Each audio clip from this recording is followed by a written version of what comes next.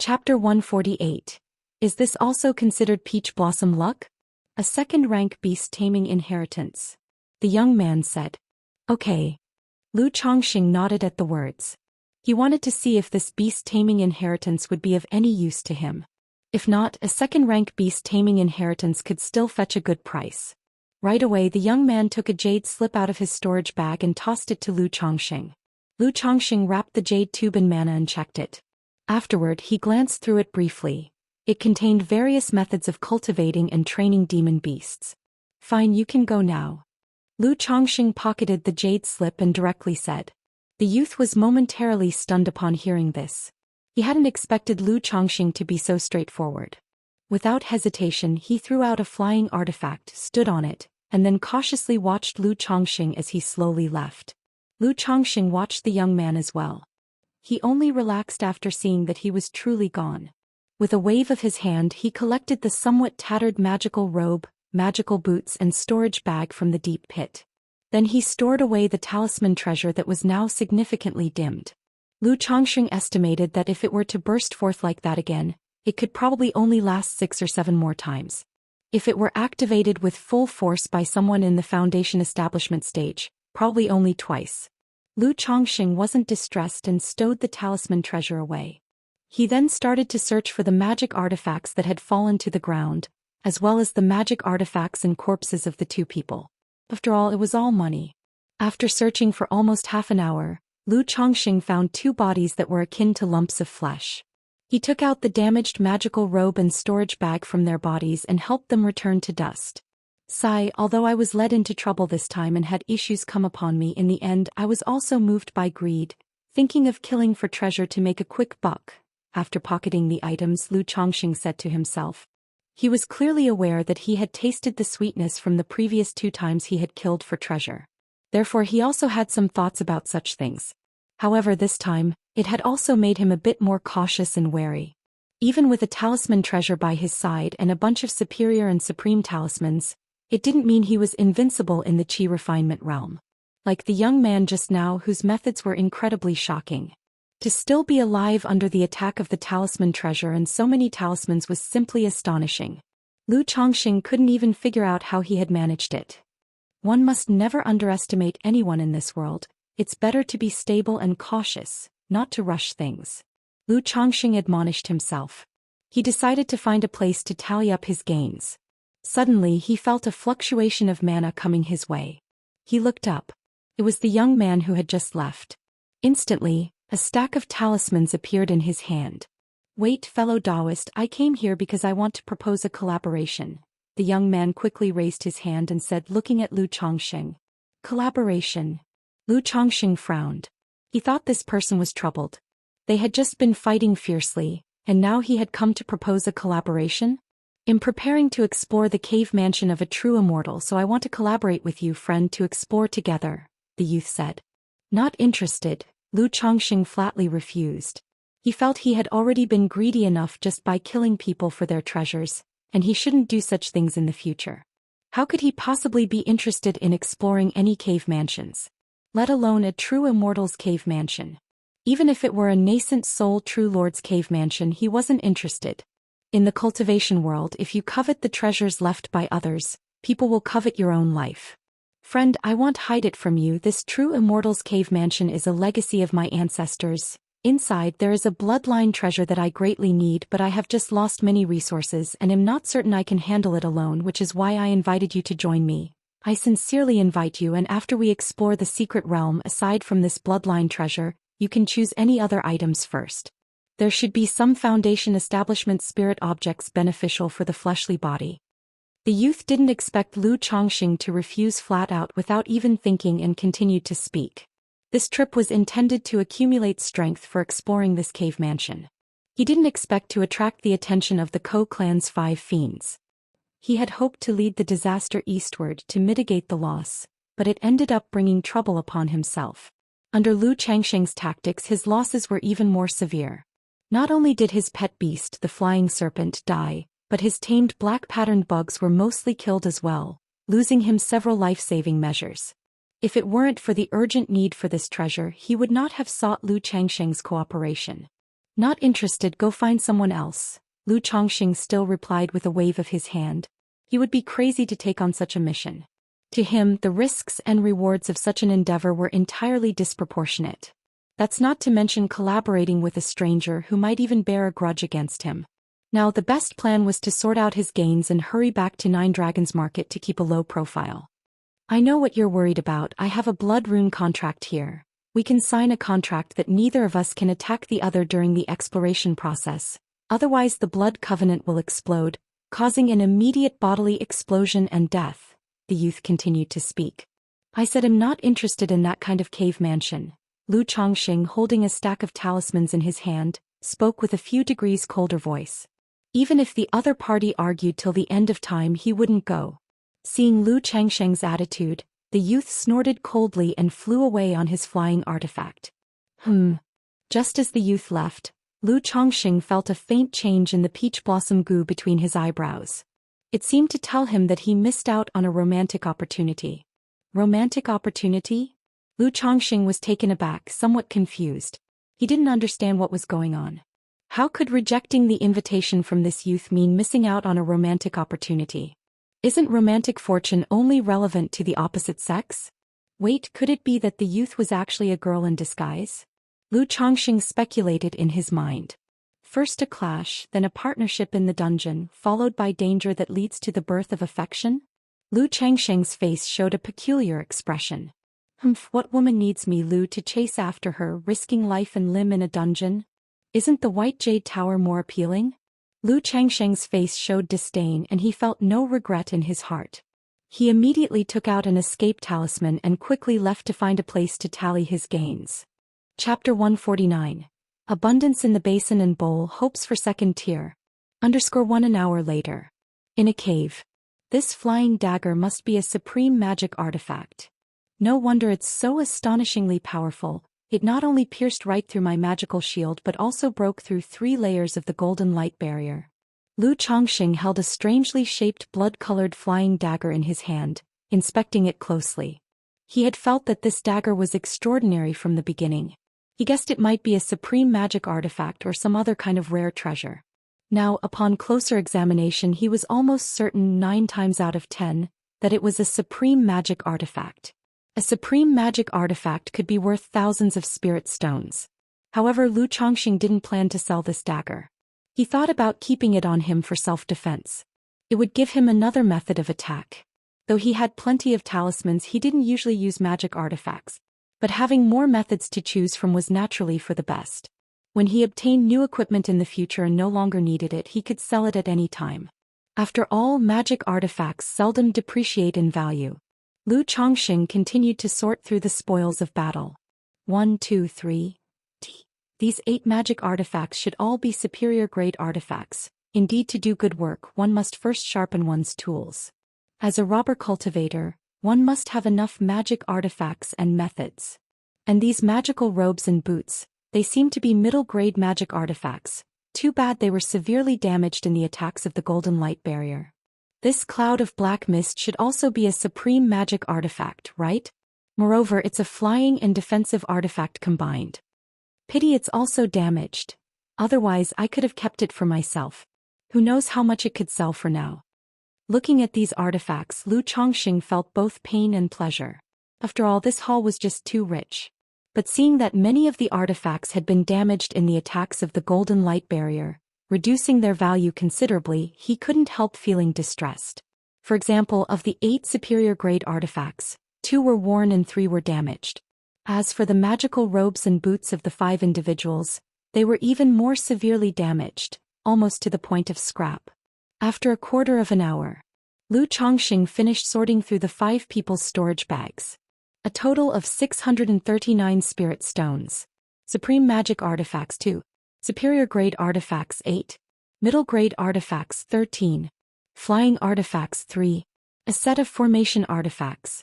Numerous talismans. Various elixir medicines. A pile of materials and a multitude of miscellaneous items.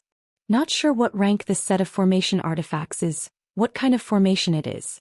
But at least it looks like a middle-grade formation artifact. When I get to the 9 Dragons Market, I can have someone appraise it. If it's decent, I can also keep it for myself. These artifacts, even with many damages and reduced prices, should be worth around 4 to 5,000 spirit stones. Add this set of formation artifacts, plus these elixir medicines, talismans and materials, and the total value should be around 6 to 7,000 spirit stones. Looking at these items, a smile of joy spread across Lu Changsheng's face. He figured that these 5 ferocious individuals from the Ko clan must have had quite a reputation, having robbed and killed many cultivators. Otherwise they couldn't possibly be so wealthy. After sorting out the spoils, Lu Changxing used a superior-grade purification talisman to purify everything once to ensure there were no issues. He also destroyed a few unrecognizable suspicious items by digging a hole and burying them. If you add the second-rank beast taming legacy, the mysterious Yin True Water, the Sky Heart Lotus, and these 2 foundation establishment spirit objects that I obtained, the total value of this haul is over 10,000 spirit stones. And what I paid for it was merely the power of 2 strikes from a talisman treasure, 6 supreme talismans, 19 superior-grade talismans and 20 middle-grade talismans. No wonder so many people turn to being robber cultivators. Killing and looting really can become addictive. Lu Changxing took a deep breath and slowly exhaled, unable to help but feel reflective. At this moment he even entertained the idea of making money through fishing. But as soon as the thought emerged, he immediately squashed it. One who often walks by the river cannot avoid getting their shoes wet. Why risk doing such things when I could just safely marry, take concubines and have children with a promising future ahead? Such things should be left to chance encounters. Actively seeking them out is absolutely out of the question. After all, once you start such deeds, there is an endless path ahead. Once you begin, it's akin to walking down a road of no return. Think about it, as a talisman master, my income is already the envy of countless cultivators. But compared to the way robber cultivators make money, there's simply no comparison. Having experienced this way of making money, how could one possibly calm down and work earning spirit stones through labor? At this moment, Lu Changxing also roughly understood the mindset of those who hunted demon beasts and delved into dungeons of secret realms. Cultivators accustomed to such quick cash find it too difficult to settle down and live a stable life without a special skill or craft. Once I get to the 9 Dragons Market, I'll dispose of these items as quickly as possible. That way, I'll have a sure footing for my second-rank talismans and second-rank puppets. Lu Changxing's eyes sparkled with excitement. With second-rank talismans and puppets, he would have a sure means of protecting himself against Foundation establishment great cultivators. Thinking of the young man's return earlier, and needing to fence his loot upon reaching the 9 Dragons Market, Lu Changxing immediately put on the 100 change mask, transforming into a dark-skinned, ordinary-looking young man. Then he donned a gray robe, mounted the Iron Feather Eagle, and headed toward the 9 Dragons Marketplace. If possible, I really need to get a better flying mount. Lu Changxing looked down at the Iron Feather Eagle beneath him and thought to himself. Before, having a flying mount was delightful. But now that his standards had risen, he felt that the Iron Feather Eagle truly left something to be desired. Chapter 150. Abundance in the Basin and Bowl, second tier in sight. Aside from traveling, he's really not up to par in other areas. Like earlier, when they encountered danger, he had to use talismans to protect the Iron Feather Eagle. If there was a bit more commotion, the Iron Feather Eagle would get scared and go out of control. If they were being pursued, relying on the Iron Feather Eagle, it would be hard to get away. If I could do a system draw and get a flying pet beast, that problem would be solved directly, Lu Changxing thought to himself. In his opinion, if he could draw a flying pet beast from the system, that would be ideal. After all, any pet obtained from the system draw was likely to be of heavenly grade bloodline. However, even if I drew a flying pet beast, if it's a cub, it wouldn't be easy to raise. Moreover, a pet beast that's too rare and unusual would be too conspicuous if ridden in public and could easily be remembered by others. Lu Changxing thought of the 9 Netherhound he had been raising at home and slightly shook his head. He felt that without sufficient strength, even owning a rare pet beast wasn't advisable to take out casually. Like the 9 Netherhound he had been keeping at the Lu family, which had been raised for nearly 4 years and was beginning to show its extraordinary nature. He estimated that in another 3 to 5 years, it would be obvious at a glance that it was not an ordinary demon beast and that its bloodline grade was high. By then, I'll just have to keep the 9 Netherhound in the spiritual pet bag and carry it with me, or as I considered before, find a mountain range where I can let it grow up on its own, Lu Chongxing mused. If released into the wild, his only concern was that the 9 Netherhound might encounter danger. After all, the 9 Netherhound currently only had the strength of an early first-grade demon beast. And that's not very strong. Thinking of the second-rank beast taming inheritance he had just acquired, Lu Chongxing took out the jade slip to review its content, to see if there were any methods that could help the 9 Netherhound grow. The purple gold rat, a high-rank demon beast with a metallic bloodline, is to be typically fed spiritual materials and golden spirit rice in a ratio of 7:3 for its spirit food. When advancing to second rank, 10 gene of metal ore and 1 demon rat's core. The azure scale snake, a high-rank demon beast, snake eggs to be soaked in a mixture of azure jade liquid, spiritual wood, and first-grade spiritual water to create spiritual liquid, placed in a nest made of cold properties for hatching, taking 3 months to hatch with daily feeding. The fiery flame bird, a high-rank demon beast. This jade slip inheritance contained many pieces of information about various demon beasts. It described how to cultivate, tame and train them into spiritual pets, allowing them to grow rapidly. At the end of the jade slip, there was also a section on beast taming techniques. It allowed one to communicate with spiritual pets and impress upon them a master-servant contract. Although this inheritance doesn't have specific rearing methods for the 9 Netherhound, based on the cultivation methods for pet beasts detailed here, it boils down to the traditional wisdom: 3 parts training, 7 parts nutrition. It's essentially about how to ensure the least amount of money is spent for the best possible growth of a spiritual beast during its cultivation. After reading the content of the jade slip, Lu Chongxing felt somewhat disappointed. He didn't seek the beast-taming inheritance in order to become a beast-tamer himself. Taming beasts couldn't compare with the system's draws. He simply wanted to see if such an inheritance would be helpful in raising the 9 Netherhound. But having read it and arrived at such a conclusion, he naturally felt some disappointment. Even without the jade slip, he knew that if the 9 Netherhound were to eat demon beast meat at every meal, it would certainly grow faster than it was now.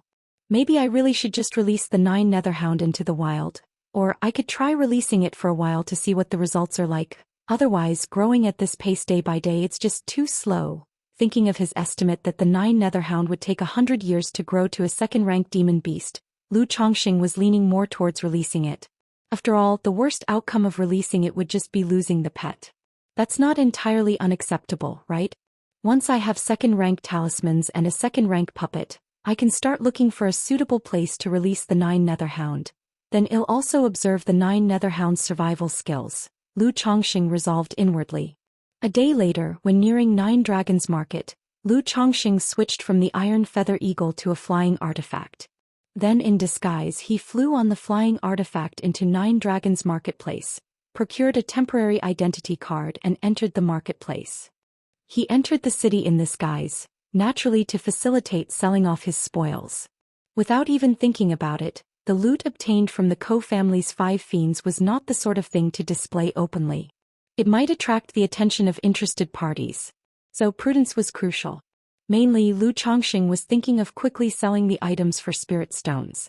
Otherwise, in a few years or even over a decade, slowly disposing of the items in small batches would be the most secure method. However, with spirit stones in hand, he would be able to inscribe second-rank talismans and craft second-rank puppets. Having 2 more cards up his sleeve, he felt his capacity to withstand risks would significantly increase, and thus considered that a little risk was acceptable. After entering the city, Lu Chongxing made his way to a larger magical artifact shop with practiced ease. Esteemed fellow Daoist, what kind of magical artifact would you like to purchase? A shapely female shop assistant approached him. Is your shopkeeper here? I have second-hand magical artifacts I'd like to sell, Lu Chongxing said expressionlessly. Not long after, the shopkeeper came over beaming with a smile, greeting him, to which Lu Chongxing presented the magical artifacts he intended to sell. He didn't bring out all the artifacts at once, but only the Black Cloud artifact, 2 high-quality artifacts, and the damaged magical robe and boots. Fellow Daoist, your top-quality artifact is quite severely damaged, not just on the exterior but also with problems in the internal restrictions, so our shop can only offer you 820 spirit stones. Chapter 151. Abundance in the basin and bowl, second rank in sight. For these two superior magic artifacts, the quality is decent though there's some wear and tear. Our shop can offer 760 spirit stones. As for these magical robes and boots, to be honest, the damage is quite severe, only fit for scrap material recovery. Let's say 260 spirit stones for all. The shopkeeper could tell that these magic artifacts were obviously ill-gotten goods and directly offered a low price. A flat rate 2,200 spirit stones. Lu Chongqing, even in his eagerness to sell, wouldn't just accept whatever price was given. Fellow Daoist, this price is really a bit steep. To be honest, these items of yours, they probably didn't come from a good place. If our shop were to sell them, we would need to completely refurbish them. The shopkeeper made a difficult face as he spoke. I take my leave. Upon hearing this, Lu Chongqing made a move to leave immediately. 2,000 spirit stones, fellow Daoist, that's the highest price our shop can offer. Such magic artifacts aren't easy to sell in other shops either. They won't fetch a high price. The shopkeeper stepped forward to persuade him. All right, let's go with your price. Lu Chongqing understood this logic well. Feeling that the price was acceptable, he didn't dawdle. Subsequently, the two completed the transaction. Just after Lu Chongqing left, the shopkeeper narrowed his eyes and stroked his chin, saying, "This black blood cloud should be the magic artifact of the eldest of the Ko clan's 5 fierce. And now it has ended up in this person's hands. Could it be? But what does that have to do with me? If the Ko clan's 5 fierce have all fallen at this person's hands, I'm afraid only a foundation-building great cultivator could take him down. However, this information might be worth quite a bit of money." Smiling, the shopkeeper shook his head and leisurely returned upstairs. After leaving the shop, Lu Chongqing immediately found an inn, where he checked the spirit stones head just acquired. As expected, when there's a bit more profit involved, there will be this kind of backstabbing. Lu Chongqing watched as faint black smoke appeared from 3 spirit stones under the effect of a high-grade purification talisman. They were clearly tampered with. That was only what the purification talisman detected. He didn't know if there were any other problems. However, Lu Chongqing wasn't concerned. He changed his appearance, took on a different outfit and went straight to the Qingyun Commerce Guild. As long as he spent all these spirit stones, he wouldn't need to worry about any issues. What would the fellow Daoist like to see? May I make some recommendations? As soon as Lu Chongqing walked into the Qingyun Commerce Guild, a beautiful female cultivator in a cheongsam came up, her smile beaming as she greeted him. "I need a supreme talisman pen for magic artifacts," Lu Chongqing said directly. Upon hearing this, the female cultivator paused, then her eyes lit up and her smile grew even wider. "Please take a seat, fellow Daoist." She promptly invited Lu Chongqing to sit down, pouring him some tea. Then she knelt beside him, her cheongsam tight, outlining her graceful figure. "For convenience, our guild has illustrated some precious magic artifacts in a catalog, making it easy for distinguished customers like yourself to view, understand, and compare selections. If you see something you like, I will bring the actual item for you. Take a look at this Qihui talisman pen. It's the best-selling supreme talisman pen at our Qingyun Commerce Guild." The cheongsam-clad female cultivator took out an antique jade scroll, turned to the page with talisman pens and pointed to one of the pens. A 3-dimensional image of a red talisman pen appeared on the jade scroll. There was also accompanying introduction information. Qihui talisman pen. The pen tip is made from the neck fur of a 2nd-rank azure-eyed golden lion demon beast, and the pen shaft is forged from a mixture of sky blue wood and qi gold. Lu Chongqing nodded slightly. He had been to the Qingyun Commerce Guild before. He knew that the guild had grown large and strong not just because it was backed by the Qingyun sect. In terms of shopping experience, service, and the quality of the products, they really did a great job. He glanced at the price of the talisman pen. 1,600 spirit stones. He couldn't help but be astonished. Compared to when he had previously gotten a middle-grade magic artifact pen at the spiritual talisman shop of the Lu family for only 70% of the original price it cost, the profit margin at the Qingyun Commerce Guild was likely even higher. But it couldn't be helped. There were no supreme talisman pens for magic artifacts at the Lu family's spiritual talisman shop. Even if there were supreme talisman pens for sale, it wouldn't be right for him to buy them from his own family's shop. As expensive as it is. After all, this thing will last a long time and he'll eventually make the money back. Lu Chongqing sighed softly in his heart. He knew this wasn't an expense he could avoid. Going to other shops might save him a little money, but it would waste time and be a hassle with no guarantee they'd have the product in stock. He flipped through the jade scroll looking at a few other supreme talisman pens. The cheapest is 1,400 spirit stones, and the most expensive is 2,000 spirit stones. Immediately, Lu Chongqing asked the female cultivator to bring over 5 different supreme talisman pens for him to examine. After briefly playing with them, Lu Chongqing still chose the red glow talisman pen valued at 1,600 spirit stones. You should also have the materials for making second-rank talismans here, right? Lu Chongqing continued to inquire. Now that he had spirit stones, he naturally wanted to buy everything in one go. Of course we do. In this marketplace, whatever the fellow Daoist desires, we at Qingyun Commerce Guild have it for sale. If we at Qingyun Commerce Guild don't have it, then it certainly won't be found anywhere else. The female cultivator said with a smile, her tone full of confidence. She then took out a jade scroll which listed various materials for sale for second-rank talismans.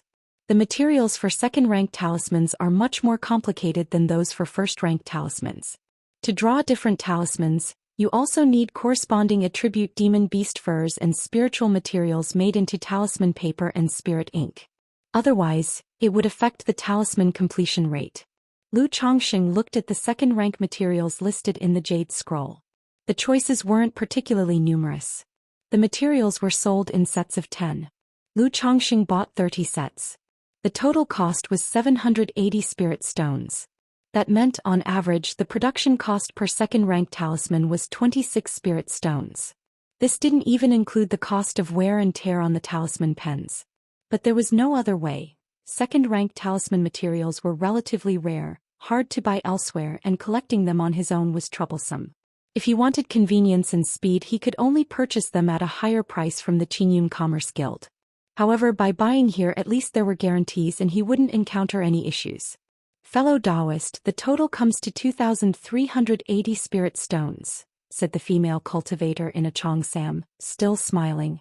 After speaking, she paused for a moment, her voice sweetened as she said, as the fellow Daoist is purchasing second-rank talisman materials, it seems you also have some achievements in the talisman path.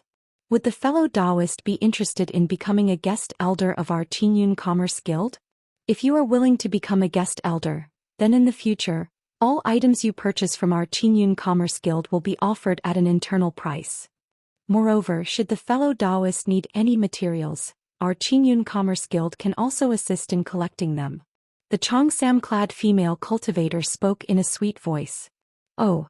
When Lu Chongqing heard this, he raised an eyebrow and asked, "May I know what the exact standards for having some achievements are you referring to?" In terms of talisman making, the fellow Daoist would need to be able to consistently draw supreme first-grade talismans. The female cultivator in the Cheongsam replied with a smile. "May I know the benefits of this guest elder position?" Lu Chongqing continued to inquire. "If the fellow Daoist is interested, I can invite the manager to discuss the details with you," the female cultivator with sparkling eyes said. "There's no need for a detailed discussion. I was just casually asking," Lu Chongqing said, waving his hand dismissively. "Although I can draw supreme talismans at the moment, it is quite a struggle. I bought the second-rank materials just to see if they might help me stabilize the drawing of supreme talismans." Lu Chongqing said this outright. He was currently in disguise. How could he possibly become a guest elder at the Qingyun Commerce Guild? To become a guest elder here, he would undoubtedly have to verify his identity. Once his identity was checked and verified, his skills as a top-level first-grade talisman master would be difficult to explain. "Alright, if the fellow Daoist ever becomes interested, we at the Qingyun Commerce Guild are always welcoming," the female cultivator in the Cheongsam replied, unbothered and still smiling. "Okay."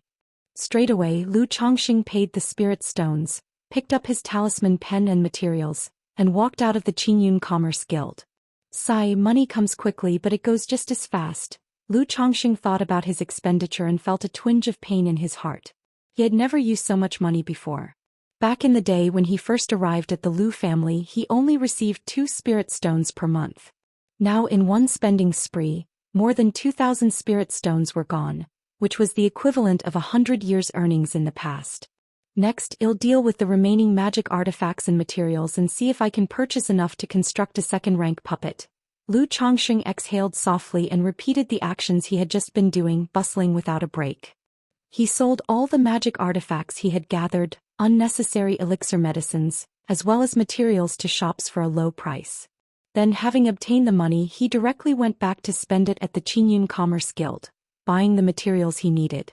P.S. I went to bed late last night and got up early, which made me groggy all morning. After resting in the afternoon, I finally felt somewhat better, but still a bit of a headache. There won't be a second chapter today, apologies. Chapter 152. It's time for the child to practice martial arts. _1 Lu Chongqing walked out of Myriad Treasures Pavilion and looked at the bustling street, exhaling lightly. After a busy half a day, he had finally cleared out all the items from the Ko family's 5 felons. In total, he had sold 4,110 spirit stones. It was more or less what he had estimated at the time. If he had also sold all the sundry things he had retained for himself, such as the supreme magic artifact Flying Dagger, the superior magic artifact Shield, the elixir medicines, talismans and other materials, he would have had around 7,000 spirit stones. However, selling elixir medicines, talismans and materials was troublesome.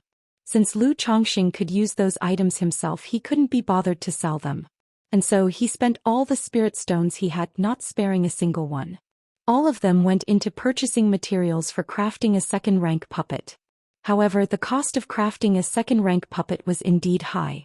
After asking about the prices of various materials, Lu Chongqing had a rough idea of how much a second-rank puppet would cost to create.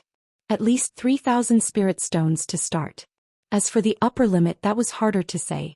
Because puppets were unlike alchemy, artifact refining or talisman making.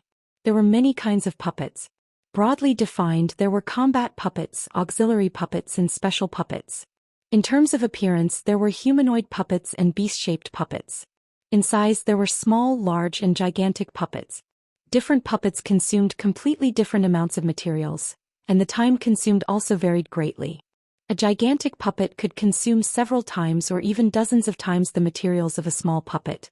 Due to limited finances, time and environment, Lu Chongqing didn't set his sights too high.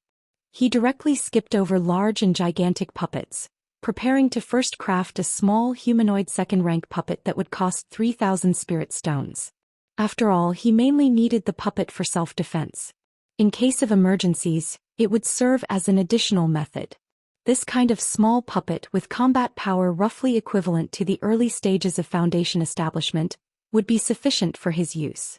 However, because he had purchased a supreme quality talisman brush and talisman materials, he didn't have enough spirit stones.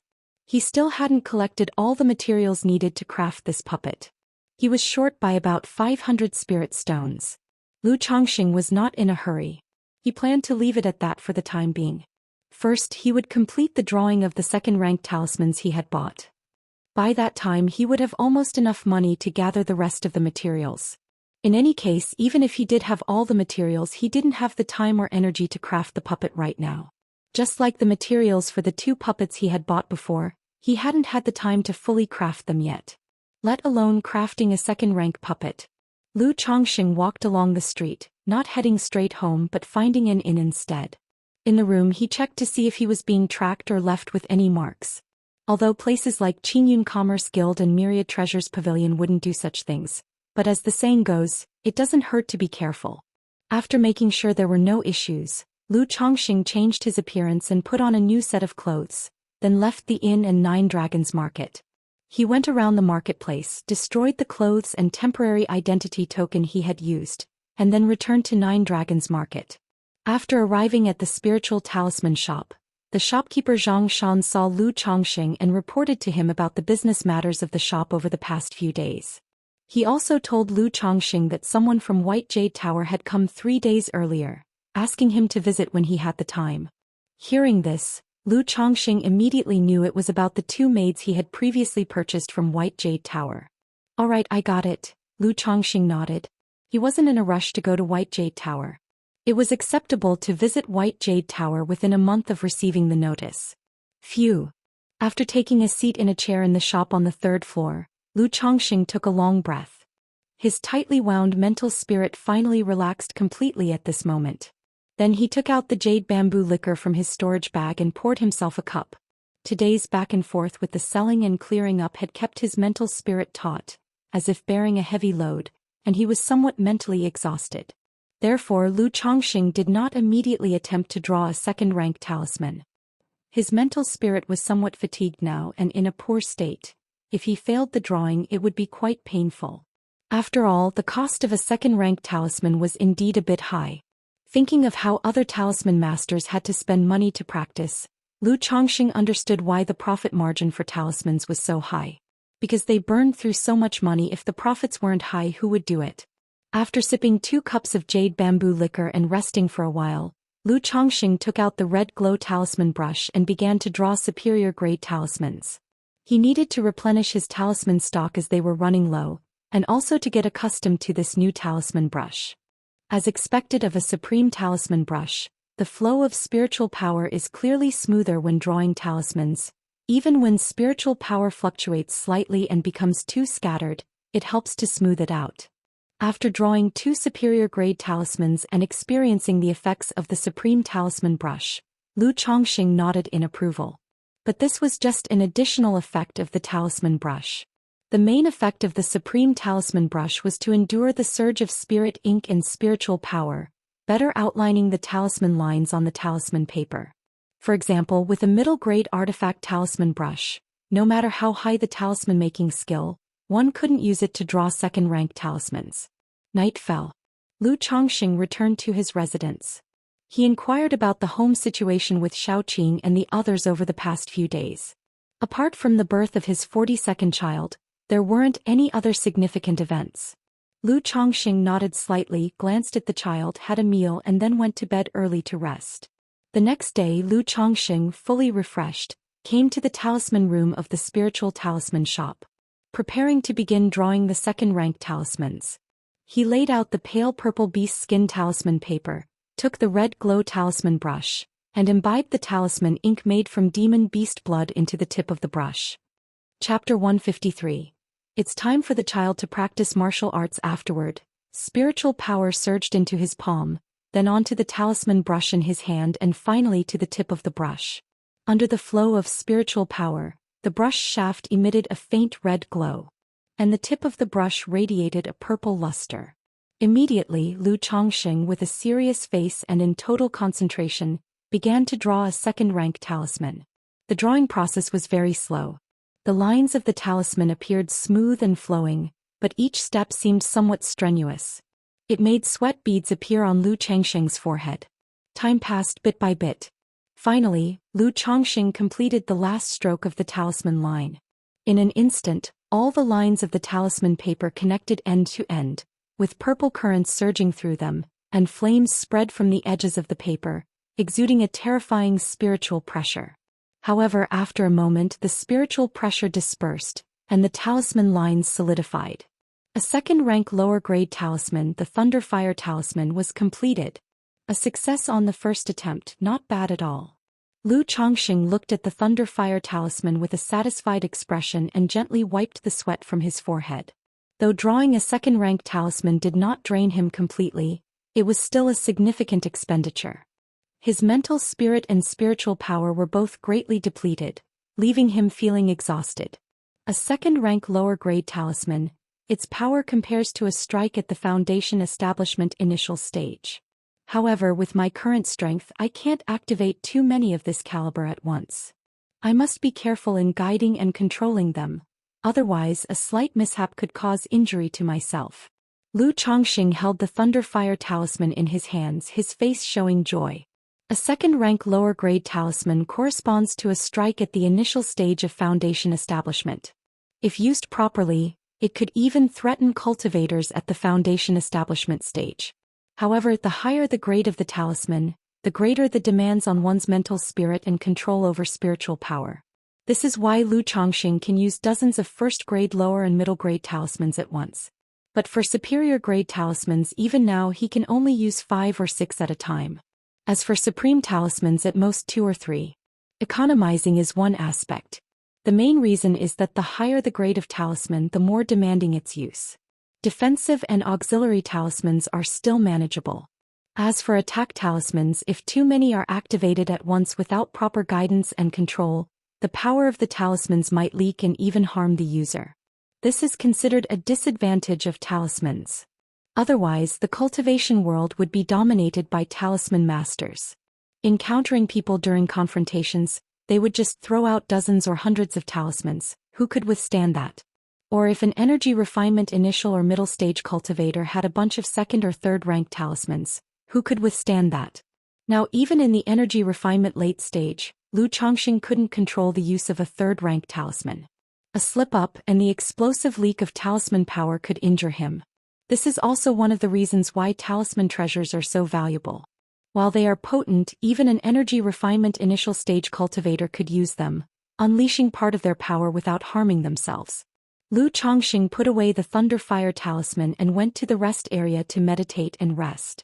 After restoring about 70 to 80% of his spiritual power, he got up and went out, preparing to head to the White Jade Tower.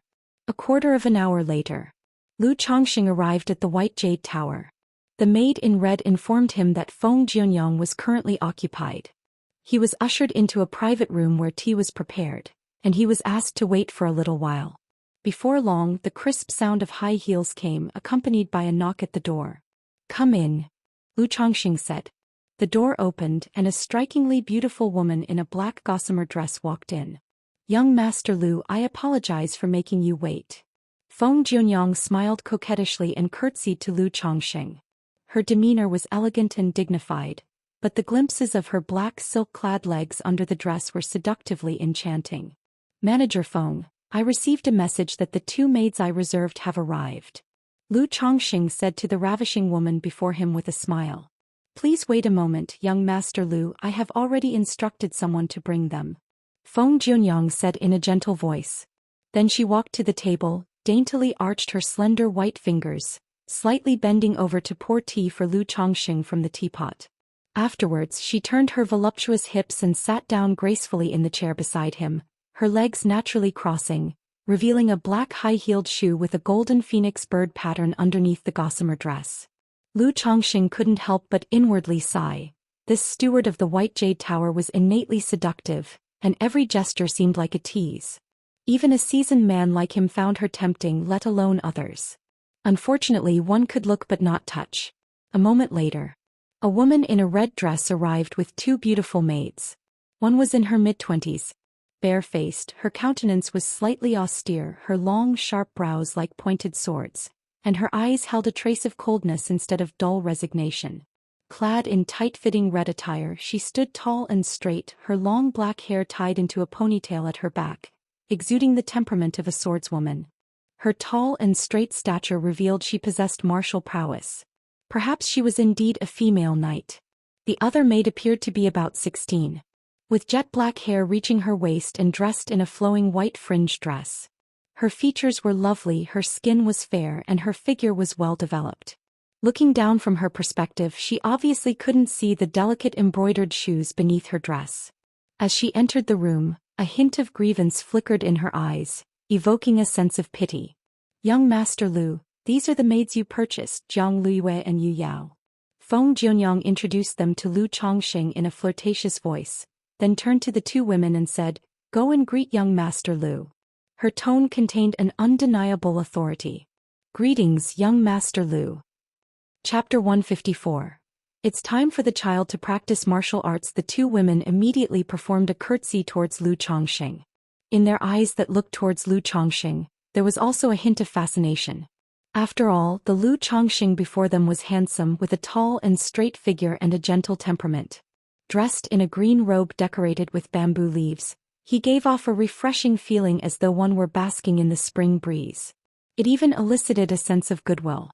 One could tell at a glance that this young man was a kindly person, a graceful and suave young master. "Would you two ladies be willing to become my maids?" Lu Chongqing also stood up with his hands clasped behind his back and asked with a smile.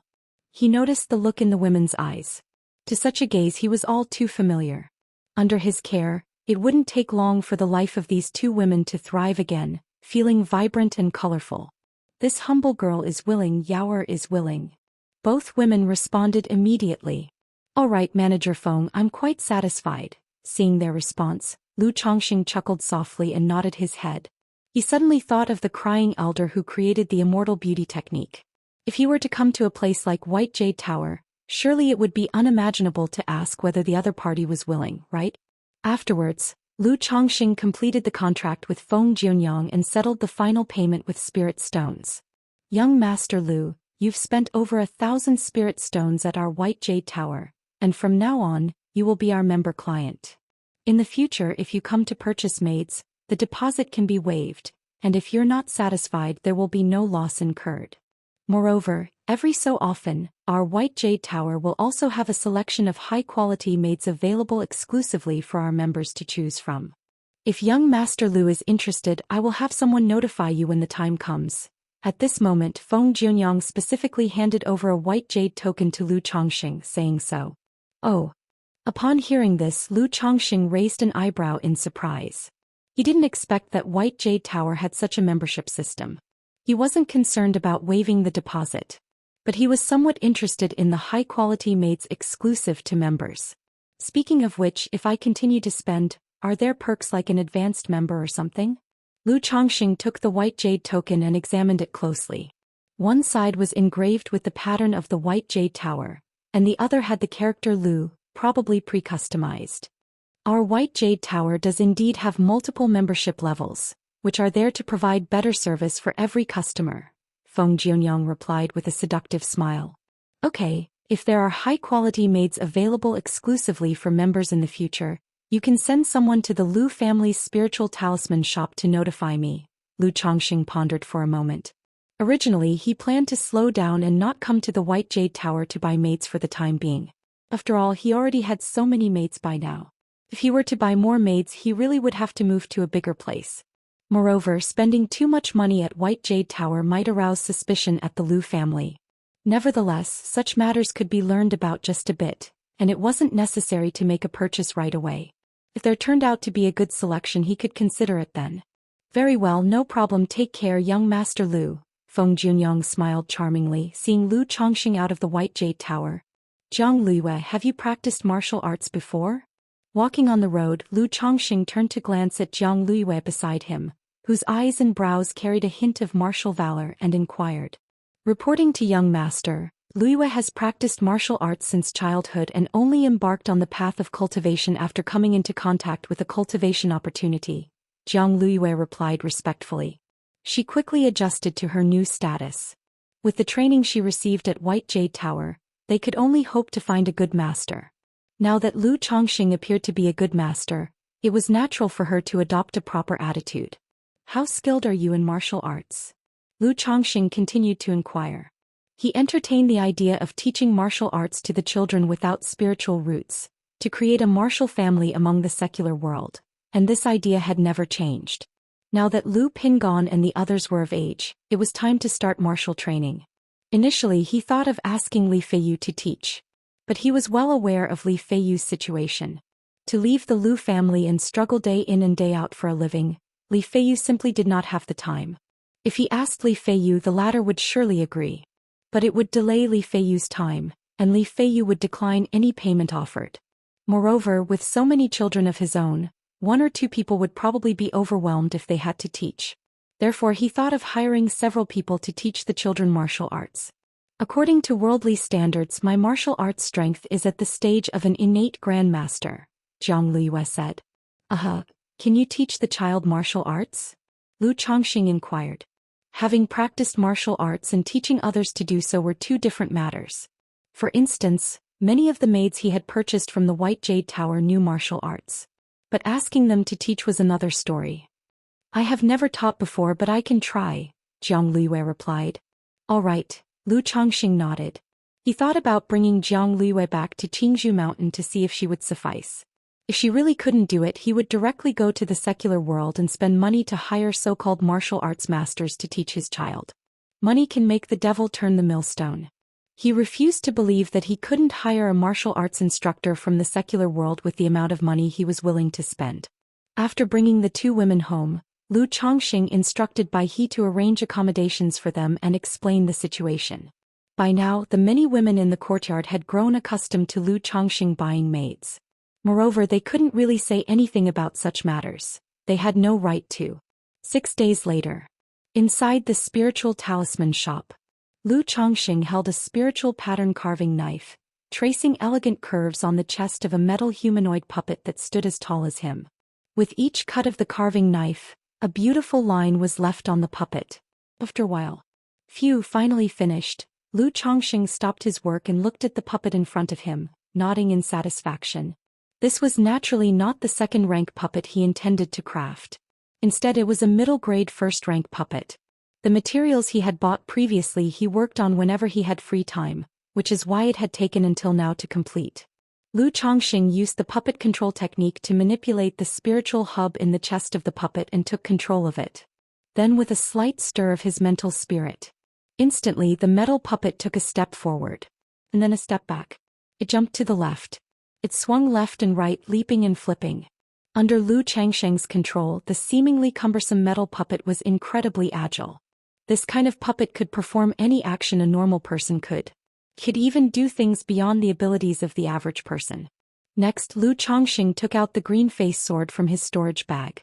The sword gleamed with a cold light as it left its sheath and slashed at the puppet. Clang! Sparks flew from the impact. But the sword only left a white mark on the chest of the puppet. Not bad, Lu Chongxing nodded slightly. Apart from being made of metal materials, he had also engraved robust spiritual patterns and spells on this puppet. It could withstand attacks from energy refinement middle-stage spells and middle-grade flying swords. And the spiritual hub in the puppet's chest could store spiritual energy, allowing its arms to release the fireball technique and frost technique. However, both the fireball technique and frost technique could be used only 3 times before the stored spiritual energy was depleted. The only downside is that a person's mental strength is limited and can't control too many puppets at the same time. With my current energy refinement late-stage cultivation level, I can only control 2 or 3 puppets at most, Lu Chongxing mused as he looked at the puppet in front of him. First and second-rank puppets lacked their own consciousness. They had to be manipulated using the puppet control technique. It was akin to maneuvering a magic artifact. But in combat, having to control the artifact, use talismans and also manage puppets was an enormous burden that made it impossible to unleash full power. There's a reason why puppetry is such an unpopular vocation, Lu Chongxing shook his head and said. He felt that crafting a few puppets would be enough. Too many would be useless. He couldn't achieve the army of puppets he imagined. If I break through to foundation establishment and give birth to divine sense, then I should be able to control several puppets at once, right? And I've heard that in the cultivation world, there are also techniques for cultivating divine sense. Lu Chongxing's eyes narrowed slightly as he contemplated. Chapter 155. Baby Birth Lottery. Reset. Under one time flew by and in the blink of an eye more than 2 months had passed. Due to the daily tasks of crafting second-rank spirit talismans and creating puppets, Lu Chongxing's days became even busier. But busy as he was, he never forgot what was truly important. In those past months he had successfully sired children with both Jiang Luyue and Yu Yao. 4 maids like these with spiritual roots, Lu Chongxing would always give them special attention. At the same time, little Qing and the maid Song Lan under his favor had also conceived their second child. One day on the 3rd floor of the spiritual talisman shop. After completing the daily crafting of talismans, Lu Chongxing went to the storage room to polish puppet components with his spiritual power. In a corner nearby, various puppet parts were laid out. Although the materials for a second-rank puppet weren't entirely complete, it didn't stop Lu Chongxing from crafting some components in his spare time. After all, this wasn't something that could be finished in a month or 2. It was a long-term project. He estimated it would take about 3 or 4 months, or perhaps even longer. At that moment, quite abruptly, a profound and mysterious pulsation arose in Lu Chongxing. A pulsation from the spiritual root? Xiao Yura's child has been born. This child has a spiritual root. And it's a 7th-grade spiritual root. Lu Chongxing sensed this pulsation first in surprise, then immediately his face lit up with joy. Having experienced the surge from a spiritual root enhancement so many times, Lu Chongxing could more or less judge the quality of the child's spiritual root based on the feeling. Feeling this surge of the spiritual root now and keeping in mind the timeline of his wives' and concubines' pregnancies, He immediately knew that Xiao Yuer's child had been born, and that it possessed a 7th-grade spiritual root. This made Lu Changsheng's heart surge with excitement and joy. However excited, Lu Changsheng did not rush home to see the child right away. After all, it wouldn't do for him to wait at home or rush back every time a child with a spiritual root was born. Once or twice was fine, but too often it would arouse suspicion. Lu Changsheng took a deep breath to temper his inner delight. He set the component aside and began to meditate and cultivate. An hour later, Lu Changsheng opened his eyes and could feel that his speed of cultivation had markedly increased from before. It had improved by about 10%. I feel that with 2 or 3 more 7th-grade spiritual roots, my own spiritual root would be able to ascend to the 6th grade. Lu Changsheng's eyes sparkled with anticipation. He felt that if he just continued to expand his family peacefully, achieving a middle-grade spiritual root was not far off. After that, Lu Changsheng continued working on the screws in his hand. But thinking of the child at home, his heart felt so restless that he couldn't even focus on screwing properly anymore. Seeing the outside getting dark, Lu Changsheng stood up and went straight home to see the child. Just as he returned home, one of his wives told him that Xiao Yueru had given birth. It was a daughter. Upon hearing this, Lu Changsheng went to the backyard to visit. Looking at his daughter with a 7th-grade spiritual root, Lu Changsheng's delight grew the more he looked at her. This scene filled Xiao Yueru with smiling happiness and made the other women envious. They thought to themselves that their lord husband truly loved the children, and resolved to bear him many more. Meanwhile, inside a certain cave dwelling, a skinny young man holding a black jar was overjoyed. Within the jar there was a blood-red goo worm, seemingly on its last breath, languishing half-dead. This is the Lockhart goo. Anyone bitten by the Lockhart goo will fall in love with its host. My grandmother said before she passed away that our ancestor was just a destitute cultivator, but it was by a stroke of luck he obtained this Lockhart goo, which made one fairy after another fall for him, enabling him to eventually become a nascent soul immortal. The exuberant young man said. Then he set the jar down and began to form a spiritual art with his hands, dripping a drop of his essence blood from his fingertips. Upon sight of fresh blood, the previously listless blood-red goo worm suddenly sprang to life, licking the droplet hungrily. Its body turned even more brilliantly translucent, resembling a piece of bright blood jade. "Come, little fellow." The skinny young man watched as the blood-red goo worm finished licking up his essence blood, pulled out a dagger and made a cut on his palm. Then the goo worm burrowed straight into the flesh of his palm. The Lockhart goo can bind at most 3 people, and they cannot be much higher in cultivation than oneself. It was because our ancestor got too greedy that the Lockhart goo became ineffective, leading his numerous wives to strike him down in anger, which ultimately led to his tragic death. Therefore I must use it with utmost caution and choose the targets carefully. The skinny young man gazed at the Lockhart goo in his palm, muttering to himself. He visualized a handsome and tall young man in his mind. In the blink of an eye, another 2 months had passed. In that time, Lu Changsheng's life remained steady with no significant changes. Thinking about his 2 wives who had come with him from Qingzhou Mountain, it was almost time for them to return.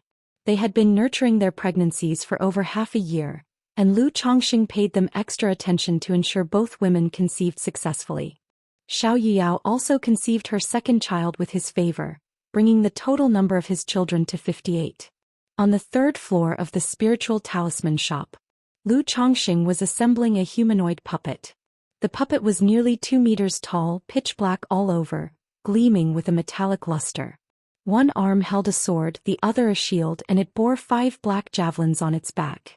If there are any extra magic artifacts in the future, they could also be directly installed on this puppet. Though it won't be able to unleash the full power of the magic artifacts, the effect won't be too far off. Chapter 156. Baby Birth Lottery. Reset. Lu Changsheng inspected the puppet he had installed, appraising it. Puppets weren't as strictly confined as talisman making. After understanding the principles, one could flexibly modify certain minor areas depending on the situation. Then Lu Changsheng removed the golden heart protecting mirror from the chest of the puppet. Inside was hollow, being the core of the puppet's spiritual control mechanism. If the core were damaged, the puppet would be wasted, necessitating major repairs. Lu Changsheng took out a spiritual pattern carving knife and, infusing it with spiritual power, slowly traced over the puppet's chest core. He needed to activate all the spiritual patterns and formations on the puppet's body, linking them together. This was the final step and also the most critical one. If he failed, he would have to check the other parts' spiritual pattern formations again, re-engrave and reassemble.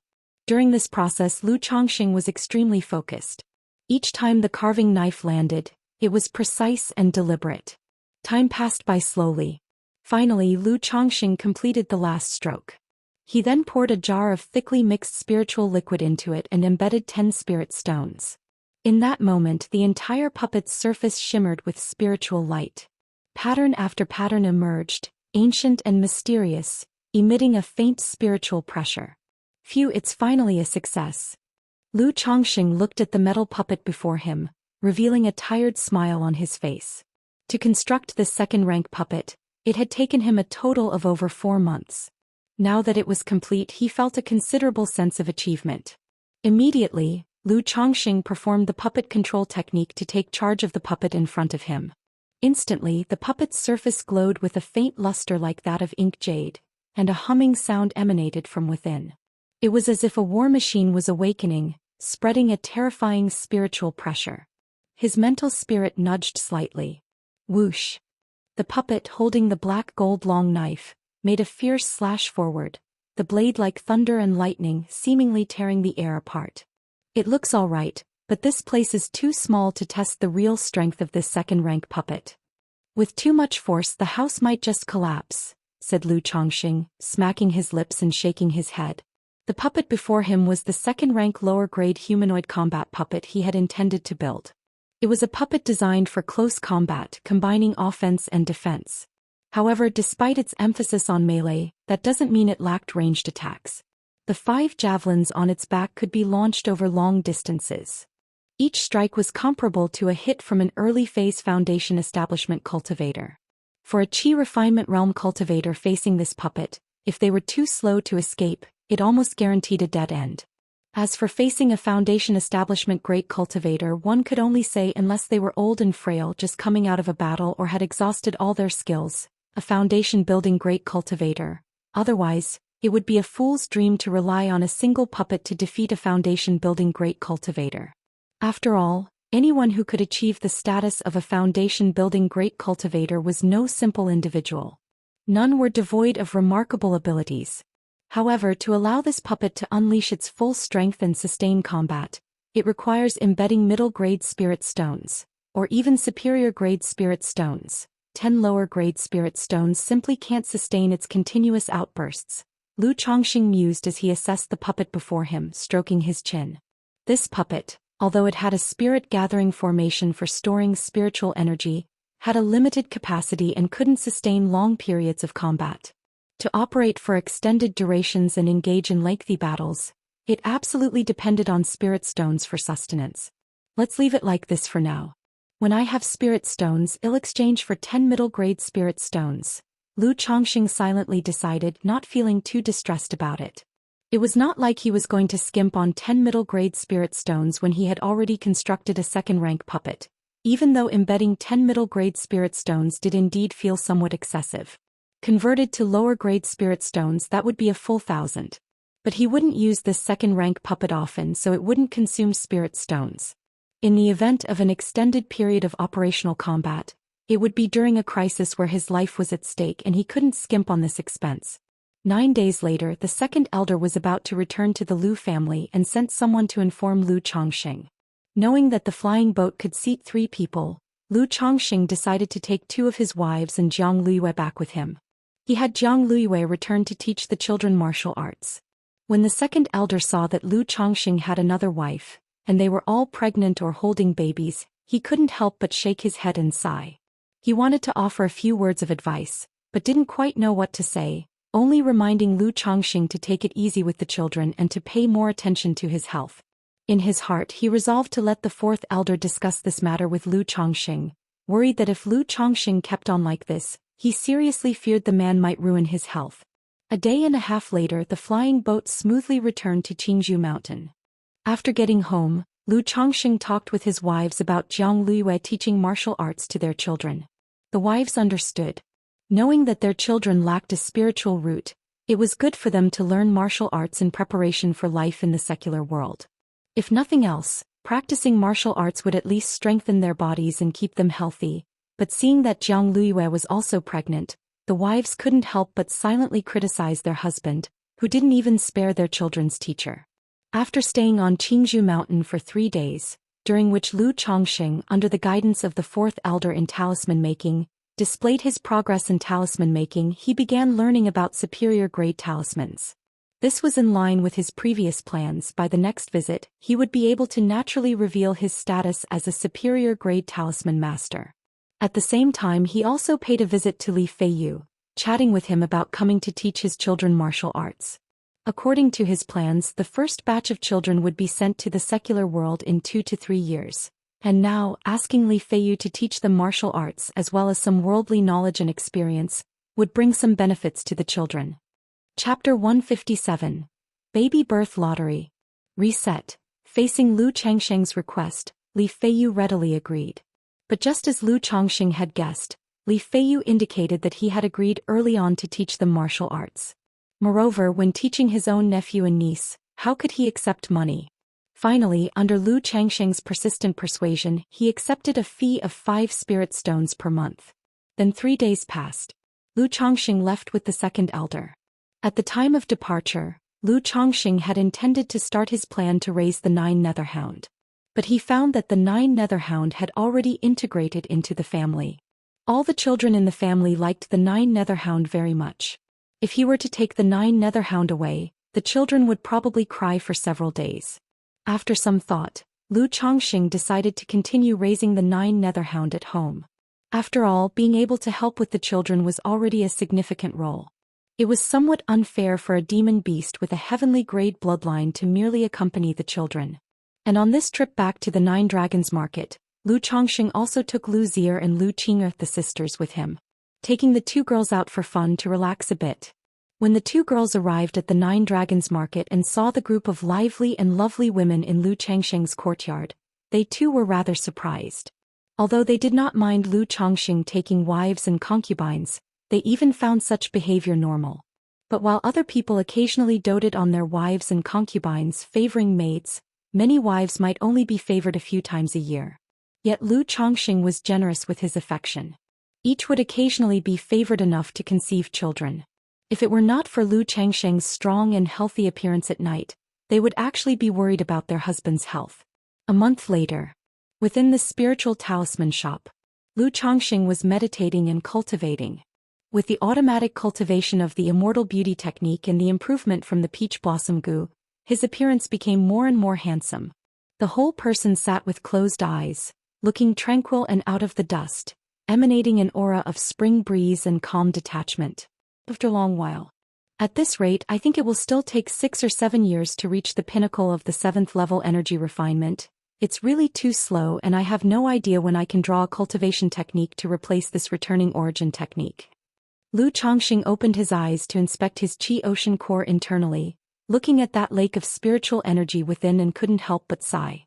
He persisted in meditating for 2 hours every day, assisted by yellow dragon elixir and energy refining powder.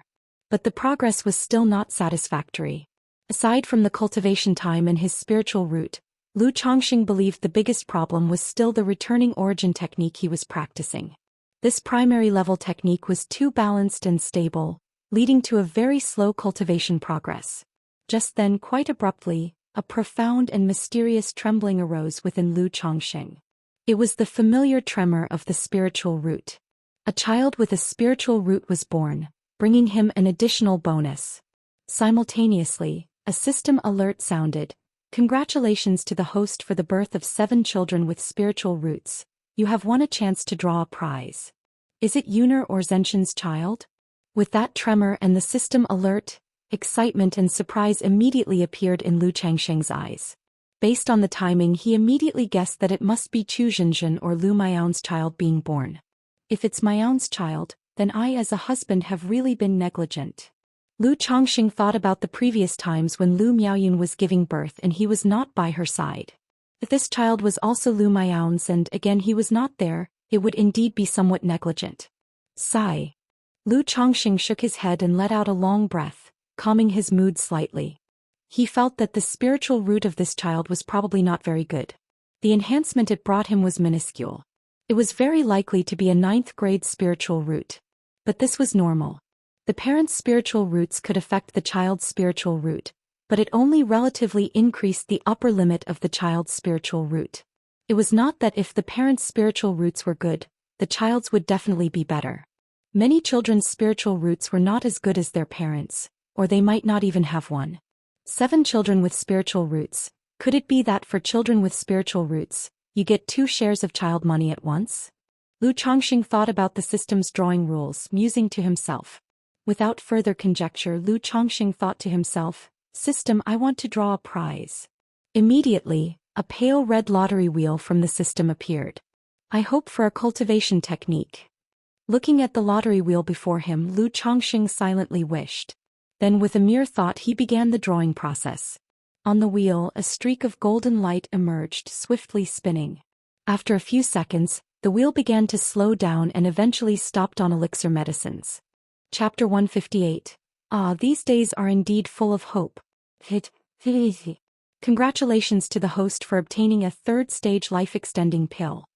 The reward has been distributed to the system space, and the host can check it at any time. An image of a pill emerged from the big wheel, accompanied by a system notification sound. Life-extending pill?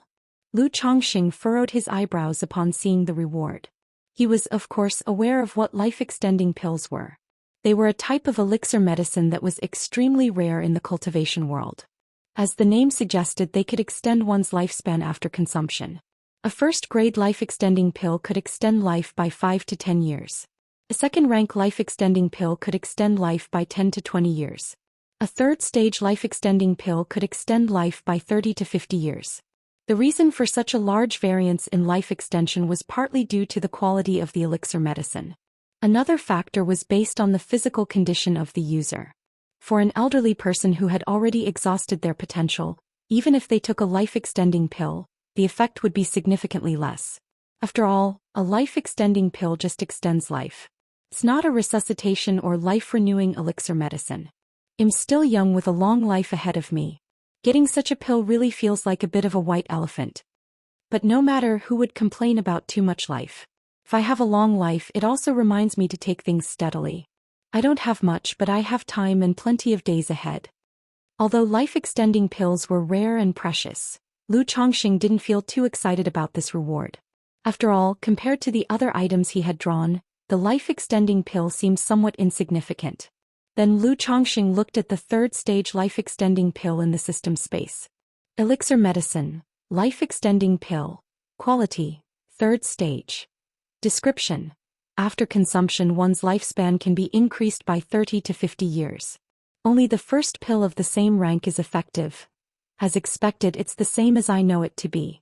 Even if it's a system product, there can't be too much of a difference. That said, if I were to sell this life-extending pill, couldn't it fetch tens of thousands of spirit stones at least? Lu Chongxing thought to himself as he looked at the pill. But that was just a thought. Life-extending pills were extremely rare and essentially priceless. They could usually only be seen in auctions. And even there, what were often available were 1st and 2nd-rank life-extending pills. Lu Chongxing had never heard of a 3rd-stage life-extending pill being sold anywhere. So, even if he wanted to sell it, it would be difficult and not without fear of attracting trouble. Retrieve.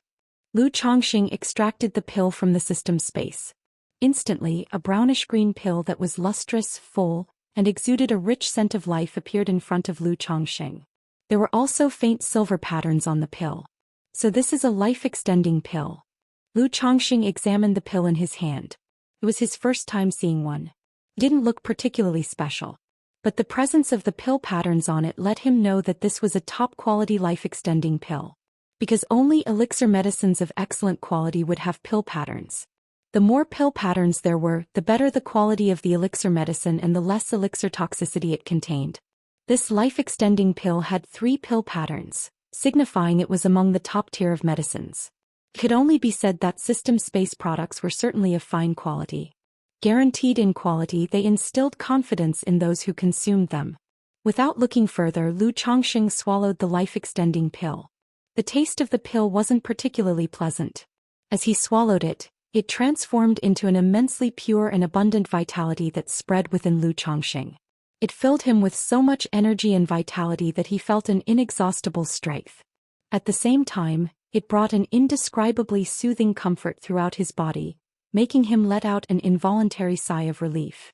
This medicinal power diffused within Lu Chongqing, washing over his flesh, meridians, bones, dantian, rejuvenating every part of him, causing his body to shine with spiritual light, as if it was brimming with new life.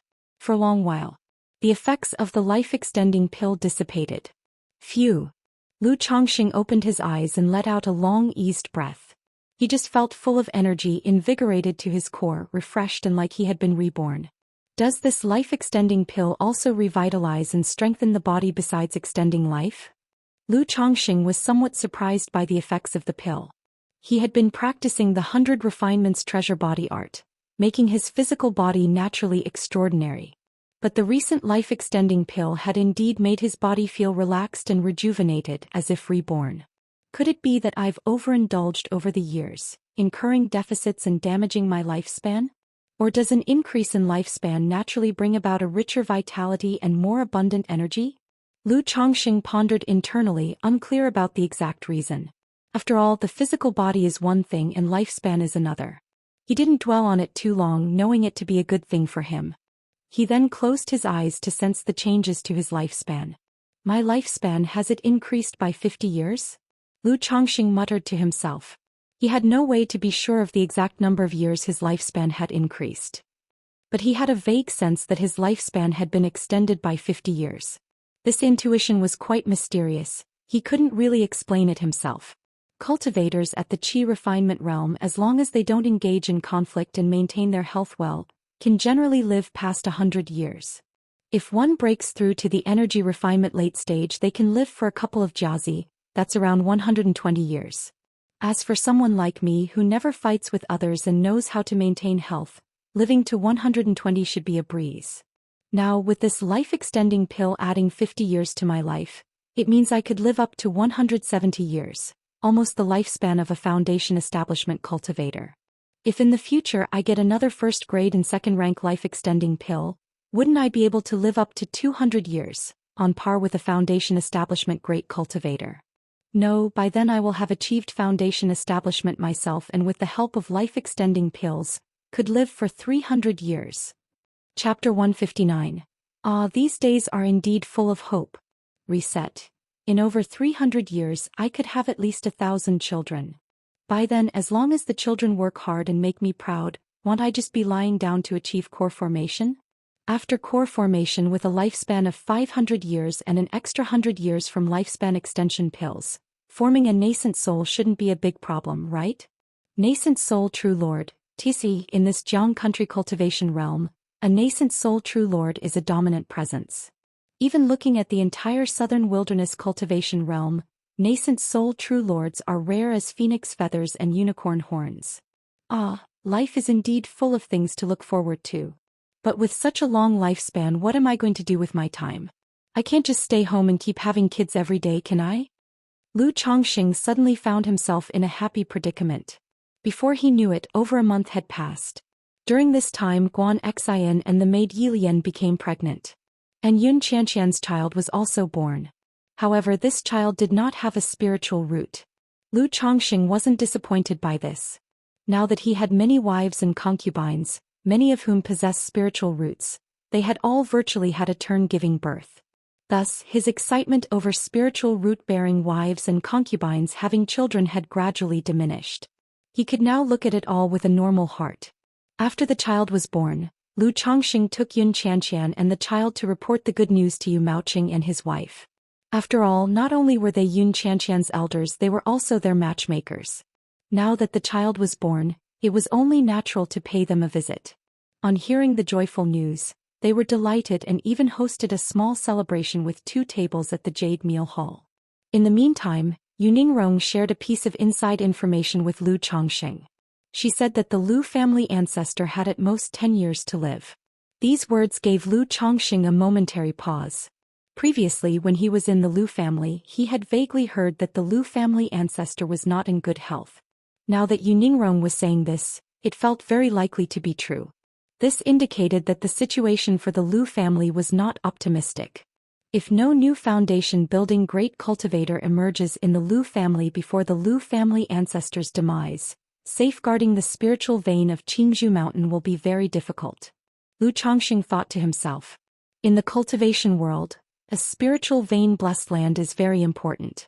Many loose cultivators dream of owning their own spiritual vein-blessed land, which is also considered a way to establish oneself in the cultivation world. If the Lu family ancestor dies and the deterrent is gone, Qingzhou Mountain will become a big juicy piece of meat, and everyone will want to take a bite. Without going far, the Qin family of Red Leaf Valley, the Lu family's sworn enemy, will not miss this opportunity. Lu Chongxing didn't give it much thought. These were not matters he could concern himself with. If the Lu family ancestor really runs into trouble and the Lu family faces a crisis, he will naturally contribute where he can.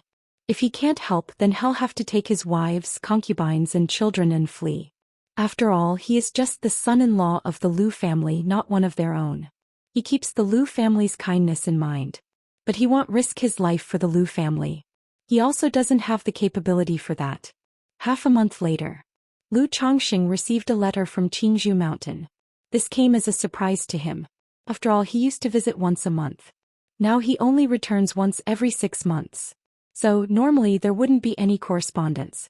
Moreover, the letter was delivered using urgent avian messenger service. Lu Chongxing opened the letter. It was from Lu Miaoyun. In the letter, Lu Miaoyun said that something happened at home and he needed to come back to handle it. The incident began when Lu Pingon and a few little ones were playing outside with a 9 netherhound. A member of the Lu family named Lu Miaoyang, seeing the 9 netherhound, was filled with greed. Seeing that Lu Pingon and the others were young, he thought about tricking them into giving up the 9 netherhound. Lu Pingon and the others, although young, were not foolish and quickly saw through the ruse.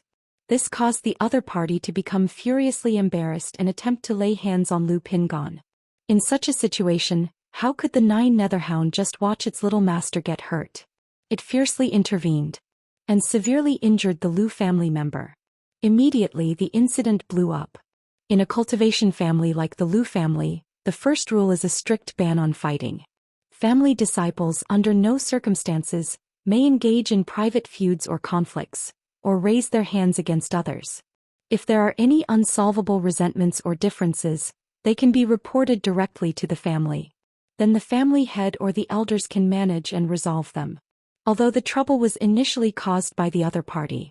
But now that he had been severely injured by a 9 netherhound, according to the Lu family clan rules, Lu Chongxing was also responsible.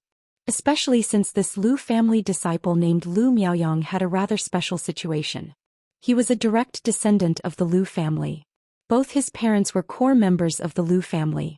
However, 10 years ago, Lu Miaoyang's parents perished together in a great battle between the Lu family and the Qin family.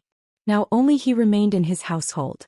The Lu family had always felt indebted to him and provided compensation. Now with this incident, he went directly to the family head, weeping and complaining, making a big fuss.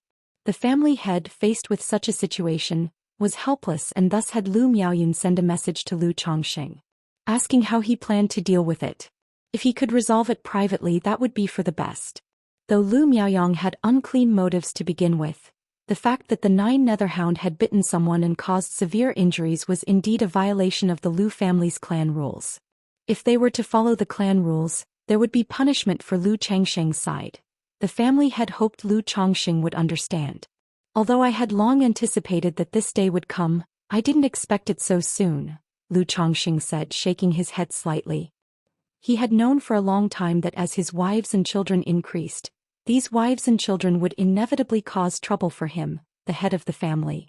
He would need to solve and clean up after these troubles. He had also realized that as the 9 netherhound grew, it became increasingly extraordinary, and could potentially become a target for others. But this cannot be blamed on Pingon and the others. It was Lu Miaoyang who sought trouble first. I had also instructed the 9 netherhound not to harm people. Now that Lu Miaoyang has been bitten, it shows that he brought it upon himself. Lu Chongxing exhaled lightly. During his many years in the Lu family, he had heard of someone like Lu Miaoyang. He had a bad reputation. He was known for his unruly character. Relying on his parents' legacy and the love of the Lu family ancestor, he had caused quite a few problems within the Lu family. He never thought that his own family would become entangled with such a person.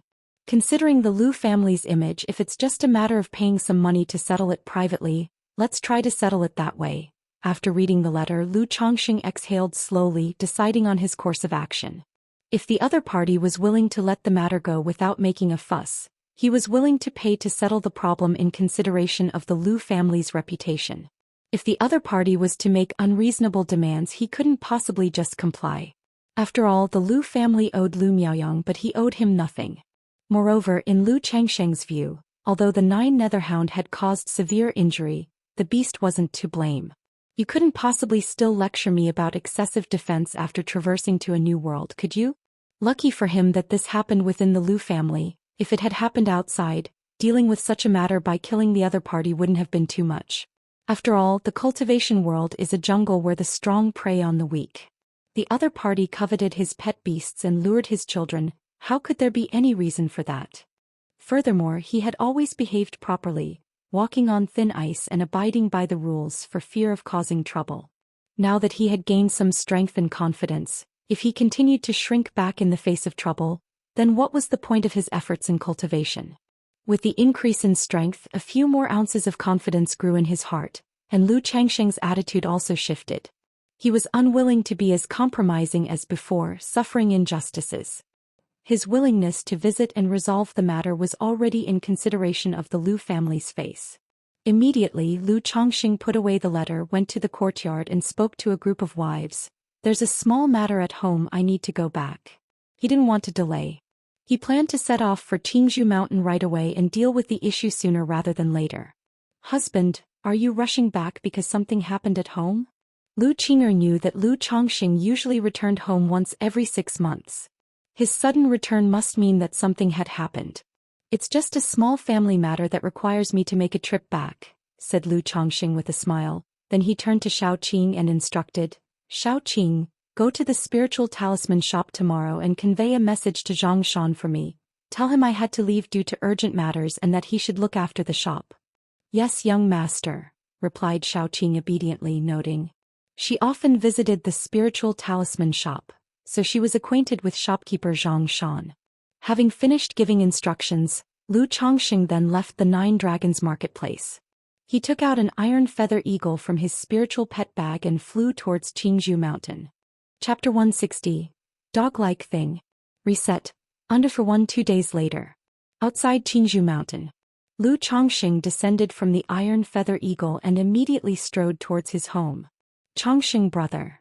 Brother Chongqing. Brother-in-law. Many Lu family disciples greeted Lu Chongqing as they saw him on the road. In the face of such greetings, even if he did not know them, Lu Chongqing wore a smile and exchanged pleasantries graciously. Lu Chongqing must have returned this time because of Lu Miaoyang's incident. Surely, a few days ago Miaoyang brother was bitten by Chongqing brother's pet beast, and it caused quite a commotion. Naturally, they would require Chongqing brother to come back and deal with it. Who knows how this matter will end up? I, for one, hope that Lu Chongqing can teach Lu Miaoyang a lesson. So do I. My father bought a shop from him 3 years ago, and after all this time he came back, reneged and made a fuss. In the end, my father even had to give him spirit stones to settle it down. Alas, there's no helping it. After all, both of Miaoyang brother's parents died in battle for the family, and the family owes him. Chongqing brother-in-law is a talisman master and is also the son-in-law of the 4th elder. If he really comes to blows with Lu Miaoyang, he has nothing to fear. It's not so simple. What if Lu Miaoyang throws a tantrum and refuses to be reasonable? What can Lu Chongqing do? Lu Chongqing is too nice by nature, always polite and accommodating, and he wouldn't want to offend anyone. In the end, he'll probably just want to keep the peace. You might be right about that. A group of Lu family disciples began discussing amongst themselves after they saw Lu Chongqing leave. They were curious about how the situation between Lu Chongqing and Lu Miaoyang would be resolved. Lu Chongqing was not aware of, nor did he care about these discussions, and he continued on his way home briskly. Husband. Lu Miaoyang rushed over as soon as she heard of Lu Changsheng's return. A look of guilt and self-reproach colored her face. In her view, with such a situation having unfolded at home, she, as the legitimate wife, bore some responsibility. After all, she normally managed the domestic affairs of the household. What's this? Your face is full of self-reproach. Lu Chongqing immediately took Lu Miao's hand, smiling as he spoke. My place is at home, yet I allowed such a thing to happen. And it has caused you, husband, to make a special trip back. Lu Miaoyun spoke with a tone of deep self-blame. Why blame yourself? It's not your fault. I'll handle this matter. Besides, you have had a difficult time these days. Lu Chongqing cradled Lu Miao's delicate face, speaking warmly. How could he possibly blame Lu Miaoyun for this situation? How could he say she had not properly supervised the children in the house? In his view, the incident was entirely provoked by Lu Miaoyang. It had nothing to do with his own family. Moreover, Lu Pinggan and the others were all quite grown up now. They hardly needed adults to watch over them anymore. If one really had to supervise them with so many children in the house, it would have been impossible to keep an eye on all of them. I came back this time partly to check on you and the children. You've given birth to the child without me by your side. I should be the one feeling guilty. Lu Chongqing did not immediately inquire about Lu Miaoyang but rather showed concern for his wife. After all, his wife had recently given birth to their child, during which he was not present. Now that he was back, it was only right to show care and ask about her well-being. Husband, you're always busy with your duties. Lu Miaoyun was visibly moved, her eyes brimming with tender affection and love. Let's set the matter aside for now and go see the child first. Did you have a boy or a girl this time? Lu Chongqing stood up and asked. Husband, it is a girl. Lu Miaoyun replied, her face radiating happiness at Lu Changsheng's question. A girl is good, she will surely be as adorable as you, Yuner. Lu Chongqing laughed as he said this. He wasn't overly concerned with the gender of the child. In his words, he set off with Lu Miaoyun to visit the newborn child. Upon reaching the inner courtyard, Lu Chongqing visited the children of Lu Miaoyun and Chu Xinzhen. However, looking at the two newborns, he couldn't tell which child possessed the spiritual root. After all, knowing whether a child had the spiritual root entirely depended on the thrill provided by the system's enhancement. And these two children were born around the same time. But after inquiring about the exact birth times of the two children, Lu Chongqing knew. The child with the spiritual root was born to Chu Xinzhen. Lu Miao's child did not possess the spiritual root. For this, Lu Changsheng showed no concern. After all, regardless of which wife or consort bore the child, he strived to treat all equally. Yuner, has the family head mentioned how to deal with Lu Miayang's situation? After visiting the child and chatting for a while, Lu Chongqing questioned Lu Miaoyun about the incident. He was preparing to deal with the purpose of his return. The family head hopes for a private resolution if possible. Otherwise, according to the family rules, the incident will affect you negatively in any case. But Miaoyang brother is demanding an exorbitant sum, not showing any intention to negotiate, insisting on a compensation of 500 spirit stones and demanding to be given Zaihe as well. Lu Miaoyun pursed her lips, speaking with a hint of indignation. Zaihe was the name Lu Chongqing casually gave to the 9 netherhound at home. After all, a humbly named beast is easier to raise. 500 spirit stones, and he even dares to demand Zaihe as compensation. He really has some nerve. Lu Chongqing chuckled sarcastically. It wasn't just about being bitten. The life of a qi refinement cultivator isn't worth 500 spirit stones. Out in the world, hiring a desperado wouldn't cost 100 spirit stones to take his life. And the audacity to demand the 9 netherhound is simply delusional. If that's his attitude, Lu Chongqing had no desire to negotiate. Grandmother also thinks that Miaoyang brother is overdoing it. So she wanted me to tell you, husband, that it would be best if Miaoyang brother is willing to settle things amicably. Chapter 161. Dog-like thing. Reset. If you don't want to deal with it, my husband, you don't have to bother yourself. Just let the family head handle it according to the clan rules. Lu Miaoyun spoke, saying so. Though Lu Miaoyang was her cousin, they were not from the same branch of the family and weren't particularly close on a regular basis. Moreover, Lu Miayang's behavior was generally unpopular, and Lu Miaoyun didn't have a favorable impression of him. Lu Chongqing felt a warmth in his heart when he heard this. He also knew that in recent days Lu Miaoyun and the 4th elder had been worrying about this matter. If it comes to dealing with it according to the clan rules, what would generally happen? He asked aloud. Such incidents are rare within our family. Even if there are disputes, they're usually limited to verbal arguments. It's rare for someone to take action and cause serious injury. So this situation is quite serious. Not only will there be a fine of spirit stones, but the offender will also be sent to perform hard labor. However, grandmother said that since my husband is a talisman master, the family will certainly not send you to perform hard labor. Even if it's settled by the clan rules, it will just be a matter of paying extra spirit stones and a slight reprimand.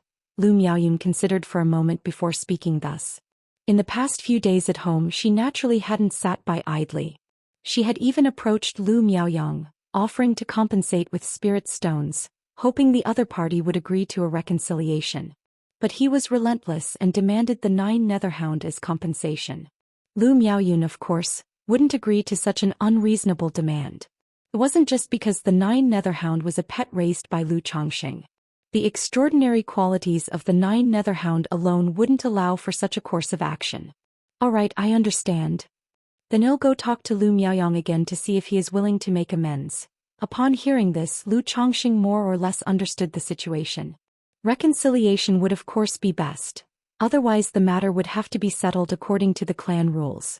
Even if it came to a clan ruling, his side would likely suffer a slight loss.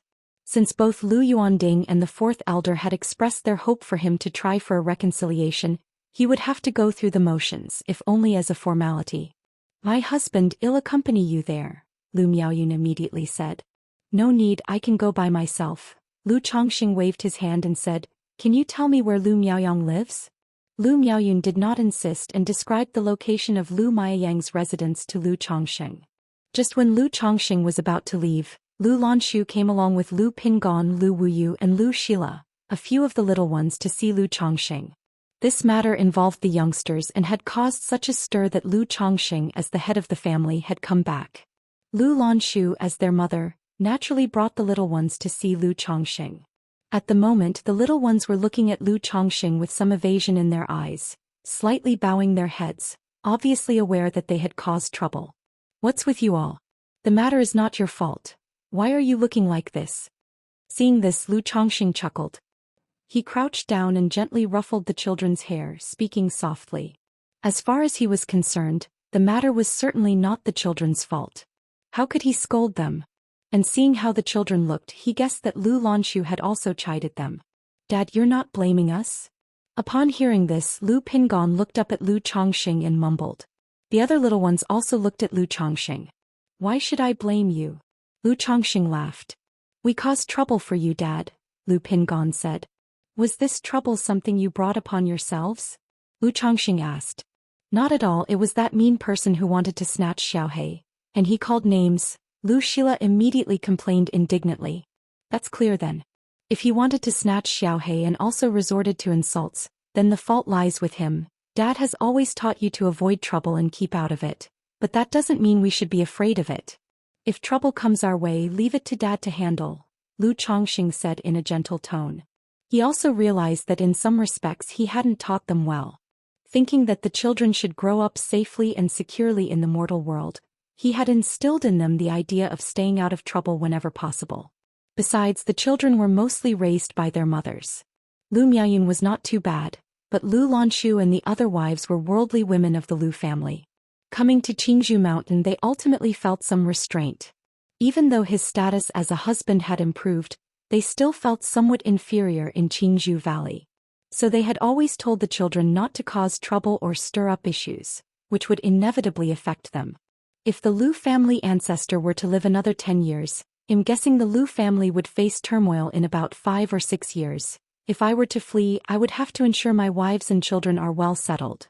Pingon and the others are almost of age. They can be sent to the mortal world in a year or two, where education must be properly arranged. Otherwise, if things continue this way, there could be problems with the children's education. Lu Chongqing pondered inwardly. He had always been conscious of issues regarding the children's education. While he didn't exactly resonate with the saying born in the deep palace and raised by women's hands, he was very clear in his heart. Given the rate at which he was fathering children with so many in tow, Leaving them in their mother's care was likely to breed problems. He had to have a complete training and education system for the children. But now, being in Nine Dragons Market with a pile of daily affairs, plus having so many children, he truly was too busy to manage their education. Moreover, Lu Chongqing did not believe that his own teaching was necessarily correct or that he could do it well. His actions and thoughts were heavily influenced by his previous life, and having lived in this world for many years, he was gradually merging with its dog-eat-dog moral rules. Chapter 162. Dog-like thing. Reset. It may not necessarily be suitable for educating one's own child. Therefore, Lu Chongqing prepared to establish a child education system within the secular world, and then gradually perfect it. Dad, I understand. Lu Pingon immediately nodded vigorously. Thank you, father. Dad is the best. The two little ones beside him, Lu Wuyo and Lu Xila, immediately smiled happily and gave Lu Chongqing a kiss. If dad isn't good to you, then who am I good to? Lu Chongqing also wore a full smile. The birth of these children, although due to his own selfishness and utilitarian purposes, had now also become one of his motivations to strive hard. Did you get hurt at the time? At this moment, Lu Chongqing suddenly remembered what Lu Miaoyun had written in her letter, that Lu Miaoyang, in a fit of shameful rage, intended to harm the children, and that was when the Nine Netherhound intervened. He was cursing at people, and when Brother Pingon called him out on it, he lifted Brother Pingon up and Xiaohei bit him. Lu Xila immediately said, Pingon, he even laid hands on you? Lu Changsheng's eyes narrowed slightly as he spoke in a gentle voice. Originally, he had thought about settling the matter amicably for the sake of the Lu family's face. After all, maintaining peace is best. But now, hearing that Lu Miaoyang had laid hands on his own children, he was not willing to let it go. This matter was clearly not his fault to begin with. It was Lu Miaoyang who had actively sought trouble. And in seeking trouble, he bullied his own children and expected him to apologize? How unreasonable. Dad, I'm fine. Lu Pingon scratched his head and grinned. That's good then. If something like this happens again in the future, just come and tell Dad. Lu Chongqing nodded slightly upon hearing these words. If Lu Miaoyang had actually injured Lu Pingon, then the matter would be a different story. I got it, Dad. The young ones said with beaming smiles. After making sure the children were happy and letting them go play, Lu Chongqing excused himself to his wives and concubines and went out to find Lu Miaoyang. A quarter of an hour later, Lu Chongqing arrived in front of an estate. I am Lu Chongqing, here to see Lu Miaoyang. Lu Chongqing knocked on the door and spoke to the butler who opened it. So it is young Master Chongqing, please come in. There weren't many people in Qingzhou Valley, and this butler naturally recognized Lu Chongqing and promptly invited him inside. After ushering Lu Chongqing into the hall and serving him tea, the butler politely said, Young Master Chongqing, please wait a moment while I fetch young Master Yang. Thank you. Lu Chongqing responded with a slight nod. Inside a courtyard within the estate, a young man wrapped in bandages lay on a lounge chair. A beautiful woman beside him was tenderly feeding him fruits. Young Master Yang, Lu Chongqing has come seeking you. At this moment, the butler came to the courtyard and announced. Oh. Upon hearing this, Lu Miaoyang, who lay on the chair, indifferently replied, Fine, bring him over. Young Master Yang, is this really appropriate? The butler questioned. Having a guest come straight to a small courtyard clearly went against the principle of proper hospitality. Are you teaching me how to handle my affairs? Lu Miaoyang's tone cooled several degrees. Yes. The butler, recognizing the temperament of his young master, said no more and merely sighed softly. Shortly after, the butler returned to the hall. Young Master Chongqing, my young Master Yang is injured and movement is somewhat inconvenient for him. Would you please join him in the small courtyard for a chat? The butler bowed slightly and spoke politely. All right. Lu Chongqing chuckled lightly upon hearing this. Young Master Chongqing, this way please. The butler maintained his courteous demeanor. Following the butler, Lu Chongqing arrived at a tranquil courtyard where the architecture was adorned with swaying bamboo. As he walked into the courtyard, he immediately saw a young man being served spirit fruits while reclining in his chair. Although he had not met the person before, Lu Chongqing knew that this must be Lu Miaoyang. Young Master Yang, young Master Chongqing has arrived. The butler announced with a bow. Lu Miaoyang hummed softly. Then he propped himself up a little and looked towards Lu Chongqing, his mouth curving upwards as he said, Lu Chongqing, I'm very happy you could come. The family has already reached a public verdict on this matter, and I can't be bothered to argue with you. Your dog has bitten me, and you must hand it over to me for disposal, and also compensate me with 500 spirit stones. Otherwise this matter won't end peacefully. Lu Miaoyang said with an arrogant air. Lu Chongqing frowned upon hearing this and said, Are you out of your mind? He had come over without any real intention of reconciliation. He thought to just go through the motions to see how the other party would react. Now facing Lu Miaoyang's haughty attitude, Lu Chongqing couldn't help but want to teach him a lesson. After all, since the 9 Netherhound had bitten someone and a person was injured, the family rules called for judgment. Therefore if he beat him up it wouldn't matter at this point. Lu Miaoyang was caught off guard and his face turned dark as he said, Lu Chongqing, what do you mean by that? I'm saying that you must have a problem in your head. And also, when did I ever say that I came to apologize and make amends with you? Lu Chongqing stepped forward, his tone indifferent.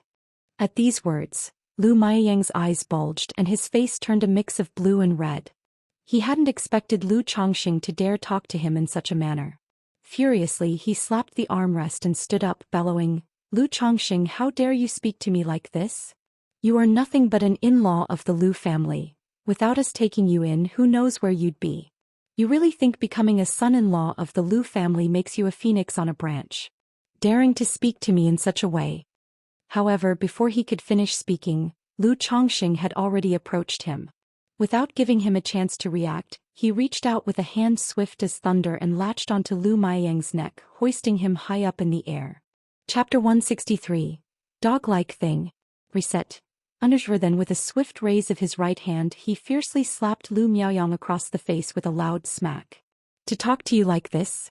And just who do you think you are? Like a dog, not only do I dare to speak to you this way, but I dare to hit you. To bully my son and act so arrogantly, expecting me to apologize to you, do you really think I, Lu Chongqing, am someone people can push around? With every word, Lu Chongqing's palms relentlessly struck out.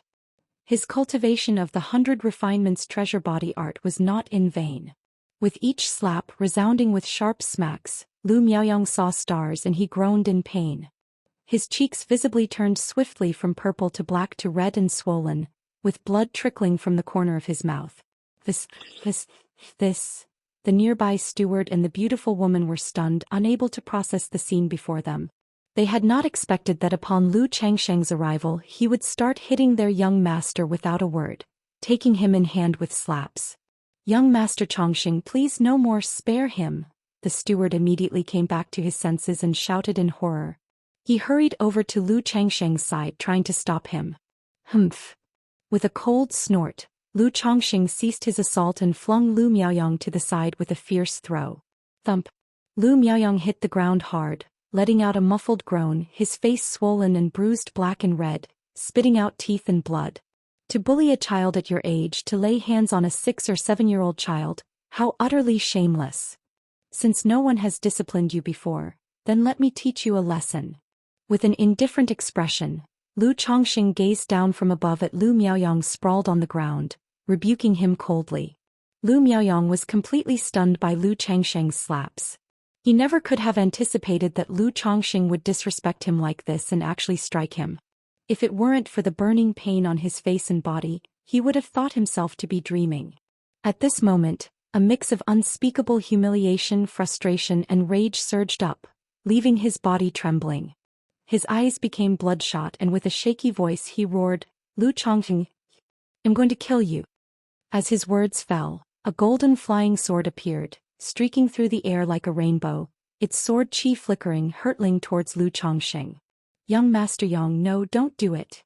The steward in a panic shouted when he saw this. As he spoke, spiritual power surged, casting a water shield art to intercept the golden flying sword. But his cultivation was merely at the 4th level of energy refinement. The hastily cast water shield art stood no chance against the sharpness of the flying sword, and it shattered in the blink of an eye.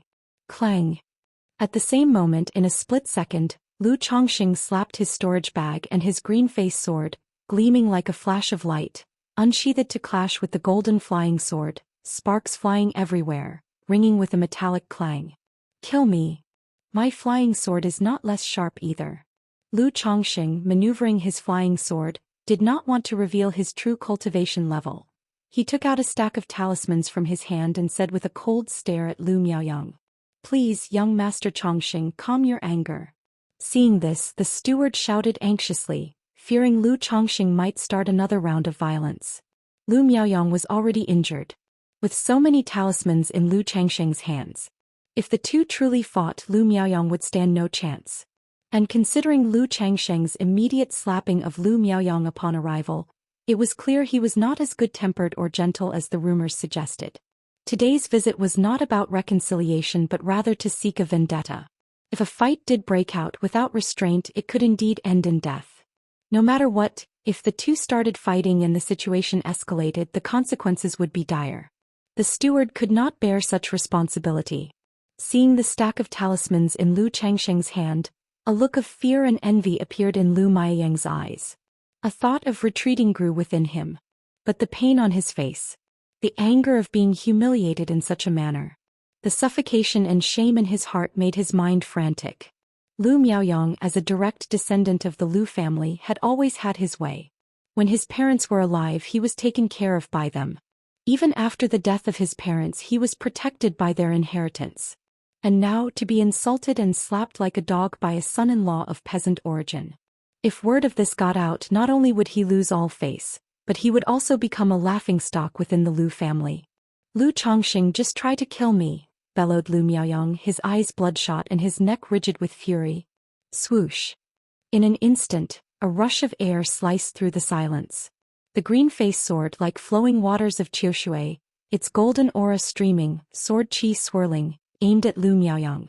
The sword's tip rested on Lu Miaoyang's neck. Yet, under the edge of the sword qi, a long bloody gash had already appeared on Lu Miaoyang's neck, with blood beginning to flow. Chapter 164.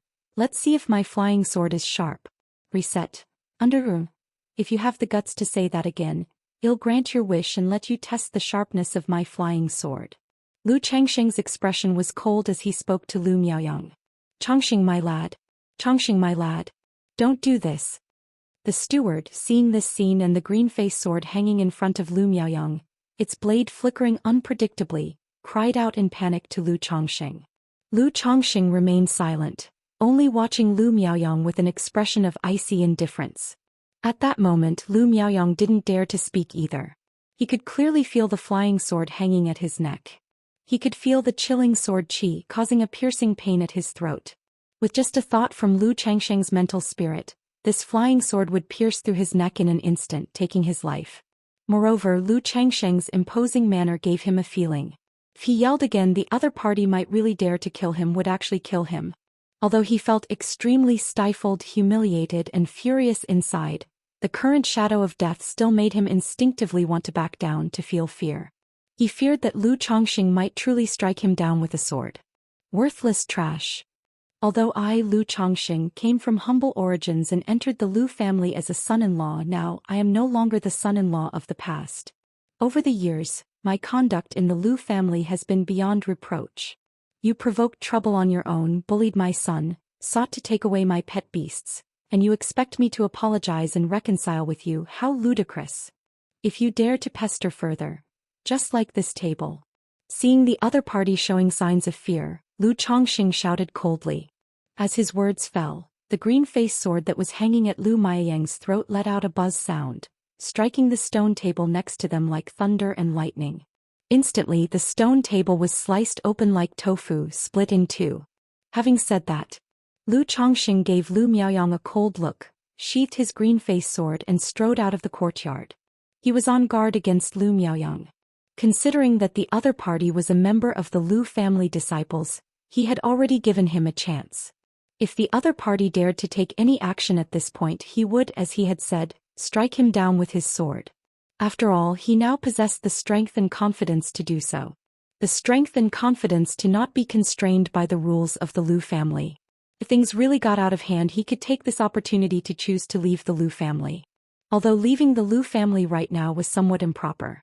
It was neither a good time nor a good choice. But he didn't need to be unfairly subjected to this kind of thing anymore. Moreover, Lu Chongqing felt that sometimes, a little demonstration of power being tough was a good thing. Because this way, others would know your temperament, your background, and that you're not someone they can easily manipulate, making them more considerate in their actions. If he always appeared gentle, it wouldn't necessarily be a good thing in many situations. Of course, the precondition was that one needed the strength to back it up. Without real strength, all would be empty talk. Gulp. Lu Miaoyang, watching Lu Changsheng's retreating figure, wanted to say something, to do something, but ultimately he just lowered his head and couldn't help swallowing nervously. The stabbing pain in his throat had frightened him.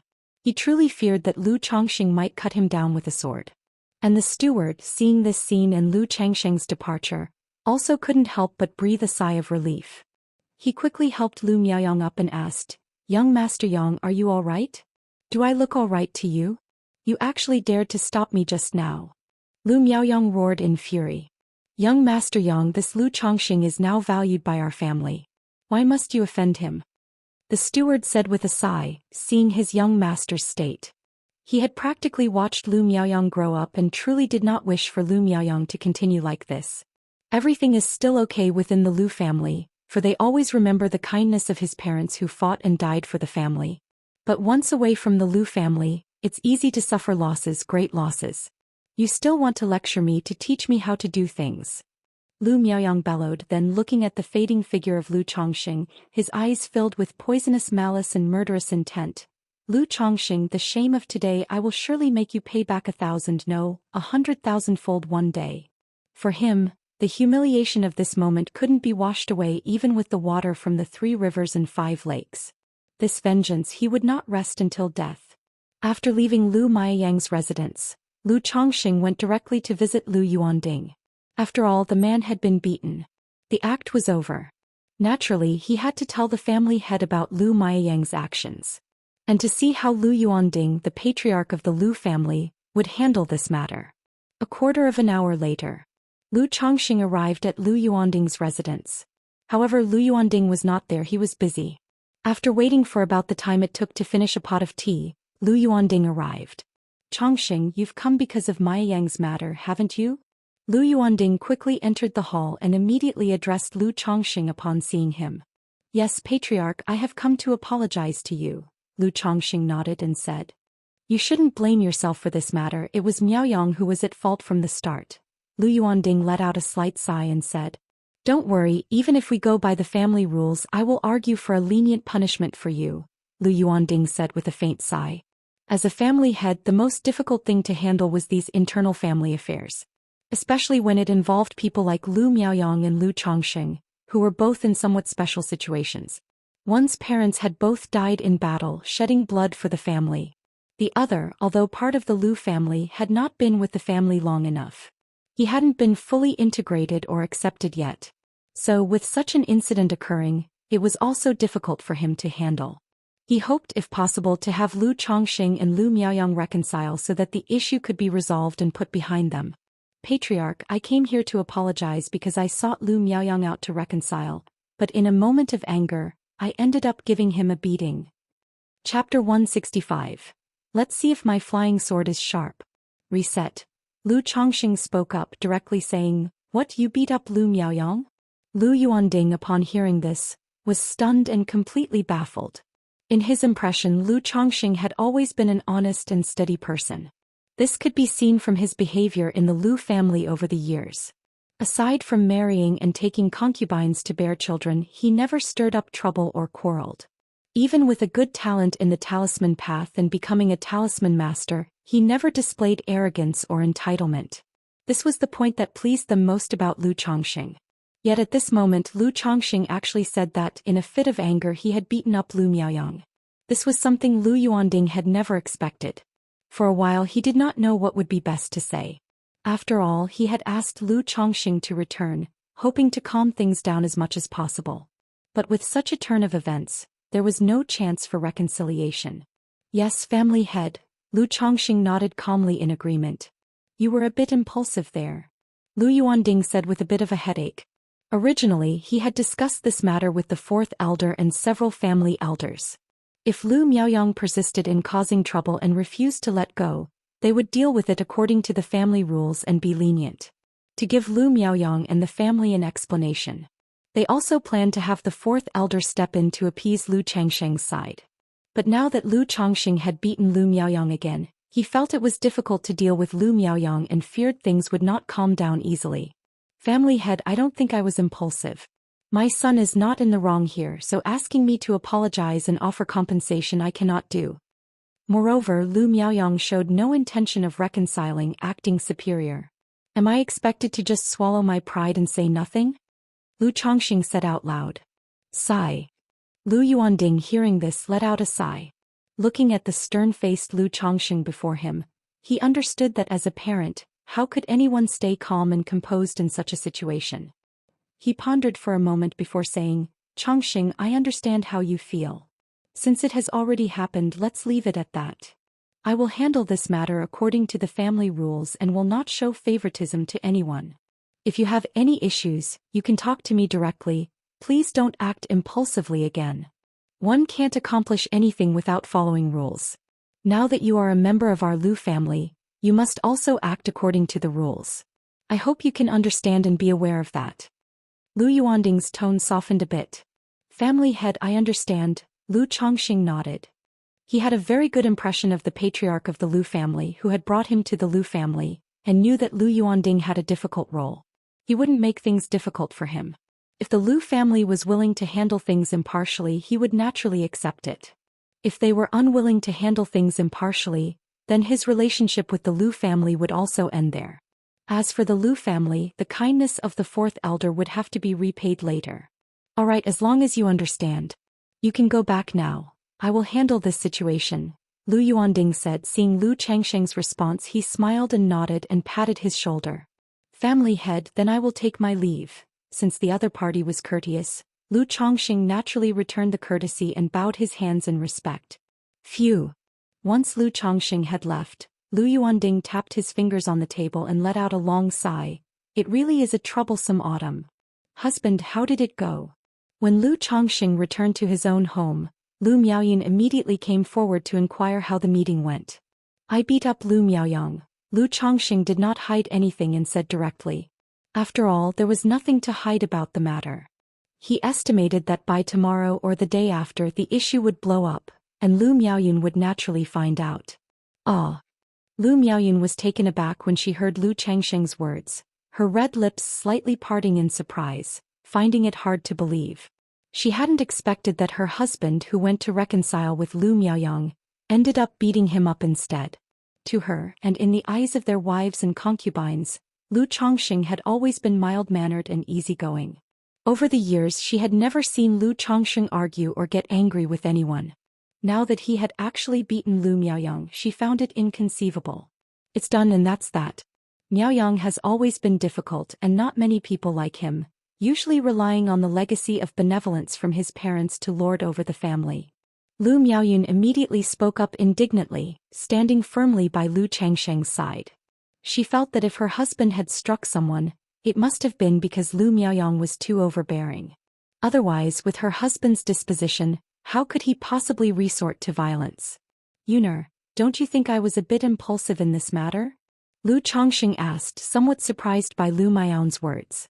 He wasn't worried about anything else regarding hitting someone, but he was concerned that it might be hard for Lu Miaoyan and the fourth elder. Husband has always been gentle and never gets upset with anyone. It surely must have been because Miaoyang went too far that you had to act, Lu Miaoyan said and then looked towards Lu Changxing. Husband, you're not hurt, are you? No, Lu Miaoyang's cultivation level isn't high and he was injured, so there's no way he could have hurt me when we fought. Lu Changxing immediately replied with a laugh, his mood lifting considerably. If his wife had advised him about being impulsive or something, he would have understood, but unavoidably he would have felt a bit displeased inside. Now that his wife didn't hesitate to support him and was concerned about him, it made him feel quite content. Yuner, hypothetically speaking, if I decide to leave the Lu family one day, what would you do? Lu Changxing let out a deep breath, appearing nonchalant as he inquired. He hadn't decided to leave the Lu family. However, the situation with the Lu family ancestor and the circumstance of the Lu family meant he had to be prepared for this possibility, ready to escape at any moment. Chapter 166. Let's see if my flying sword is sharp. Reset. After all, if I were to leave the Lu family, I certainly couldn't go alone. I'd have to make arrangements for my wives, concubines and children to be taken along. But there's an unavoidable issue when it comes to leaving the Lu family, and that's the matter of the wives and concubines. People like Chu Zhenzhen are naturally easy to talk to, but it would be difficult to say the same about Lu family's daughters like Lu Miaoyun, Lu Lanshu, Lu Zier, Lu Qing'er and so on. Especially Lu Miaoyun. Originally, when the Lu family, the fourth elder, gave Lu Miaoyun to me in marriage, it was to bind me to the Lu family. Now if I wished to leave, it would certainly put my wife in a difficult position and create a hard choice. When Lu Miaoyun heard this, she was slightly startled. She immediately assumed that Lu Chongqing was feeling aggrieved because of the matter with Lu Miaoyang. Worried about the incident involving Lu Miaoyang, she said softly, "Husband, don't overthink it. Let's just tell Grandma and it won't be a big deal. I've already spoken with the family head, and I believe the family head will have a decision," Lu Chongqing said with a smile. After the fight, he didn't seek out the fourth elder but went directly to Lu Yuanding because he didn't want to put the fourth elder in a difficult position, and he didn't want to trouble someone else to clean up his mess. "Oh dear husband, you think too much. Just go and talk to Grandma," Lu Miaoyun insisted, coyly dragging Lu Chongqing to see the fourth elder. All right, let's go," Lu Chongqing said helplessly, smiling as he left with Lu Miaoyun. He had a good idea of what Lu Miaoyun's attitude was. He guessed that unless it was a certain situation, Lu Miaoyun would definitely want to keep him in the Lu family as much as possible. Sigh, he sighed inwardly. He knew leaving the Lu family wasn't going to be that simple. Having been with the Lu family for so many years, what bound him was no longer just a piece of paper. There were also the many Lu family wives and concubines and the Lu family's kindness towards him. Lu Chongqing was not a heartless, selfish person. His heart clearly distinguished between gratitude and resentment. He couldn't simply leave abruptly and decisively at the moment when the Lu family was about to face a crisis. Although the Lu family, the fourth elder, was good to him because he was valuable in any case over the years, the Lu family had treated him well and never wronged him. In such a situation, now that the Lu family was facing an impending crisis, if he were to leave at once, he would indeed struggle with it internally. This matter isn't urgent. The affair concerning the Lu family ancestor still has many years to go. As long as the Lu family has another foundation establishment cultivator emerge, these problems won't exist anymore, and I can keep living peacefully in the Lu family. Moreover, as time goes by, my strength and methods can continue to improve. As long as I have the power, many difficulties and problems will be easily resolved at that time.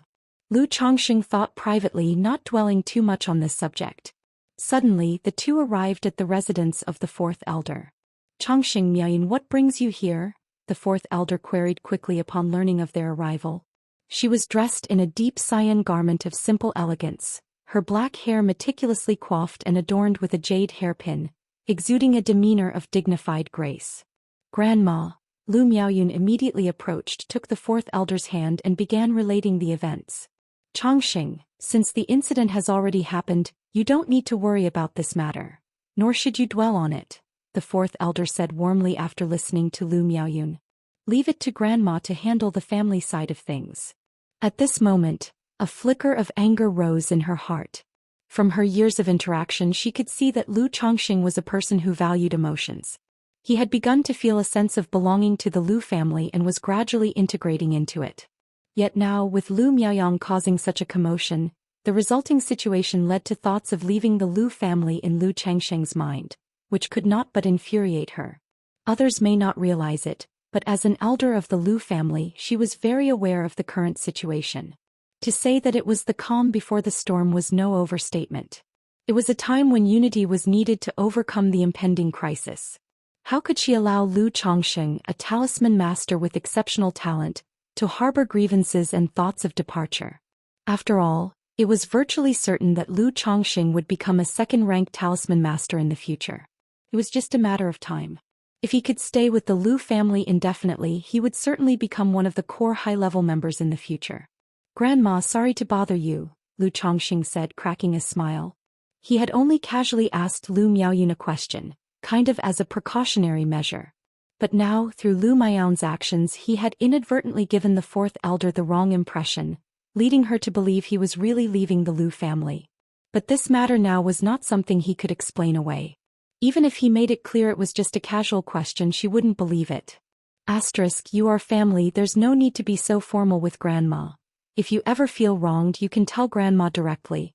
Don't ever keep it to yourself, the fourth elder continued saying, with a kindly expression and a gentle tone.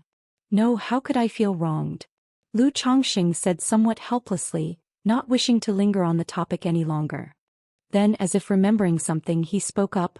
Speaking of which, Grandma, not long ago I was on the verge of successfully crafting a superior grade talisman, but I always fell just short and I couldn't manage to successfully create one. Now that I have time, I'd like to ask for your guidance. Lu Chongqing said.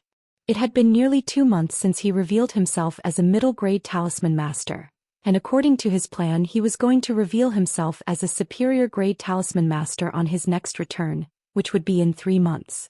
But now that he was back and such an incident had occurred, Lu Chongqing thought it might be a good idea to advance the reveal of his superior-grade talisman master status slightly. Chapter 167. Let's see if my flying sword is sharp. Reset. Underscore 1 is for making it convenient for himself to act and perform in the future. He would be able to put the superior grade talismans in the Lu family's spiritual talisman shop for sale in an open and proper manner. Additionally, it was also to give himself more significance when the Lu family dealt with this matter, so as not to make it too difficult for the fourth elder. What, Chongqing, you almost succeeded in making a superior grade talisman? The fourth elder couldn't help but feel moved upon hearing this, her face showing surprise. Even though she had been keeping an eye on Lu Chongqing's progress in talisman making, at this moment hearing that Lu Chongqing almost succeeded in crafting a first-grade superior talisman was still shocking. After all, in talisman making, the gap between middle-grade and superior-grade talismans can be considered a hurdle. Many people are unable to overcome this hurdle in their lifetimes. And Lu Chongqing had just come into contact with superior-grade talismans 3 months ago. Now he was only a little bit away from success, which was understandably surprising to her. Once he succeeded, Lu Chongqing would truly be considered a superior-grade talisman master. The gap between middle-grade and superior-grade talismans is a hurdle. There is a distinct difference in identity status between middle-grade and superior-grade talisman masters. Middle-grade talisman masters can find a way to make a living anywhere and live comfortably. But if one becomes a superior-grade talisman master, capable of steadily crafting a type of superior-grade talisman, it is enough to join many forces using this craft. To become a distinguished guest, a guest elder. Even within the Lu family it is the same. If Lu Chongqing were to be promoted to superior-grade talisman master, his identity status within the Lu family would also take another step forward. Lu Miaoyun, standing by his side, couldn't help but look towards her husband, her beautiful eyes sparkling with light. Amazed at the talent her husband exhibited on the talisman path, she felt astonishment. She recalled that when she married Lu Chongqing, he had only recently become a middle-grade talisman master. Now, less than 2 months short of 3 years later, Lu Chongqing was about to become a superior-grade talisman master, and she couldn't help but feel astounded. Didn't it take Sister Miaoga over 5 years to go from middle-grade talisman master to superior-grade talisman master? Lu Miaoyun lightly bit her lip, considering a reference comparison in her mind. However, such a comparison made her even more aware of her husband's astounding talent on the talisman path, and her eyes looking towards Lu Chongqing were full of admiration and worship. Yes, just a little bit more, but I can't seem to get past it, Lu Chongqing nodded and said. Draw one now for Grandma to see, the fourth elder immediately said.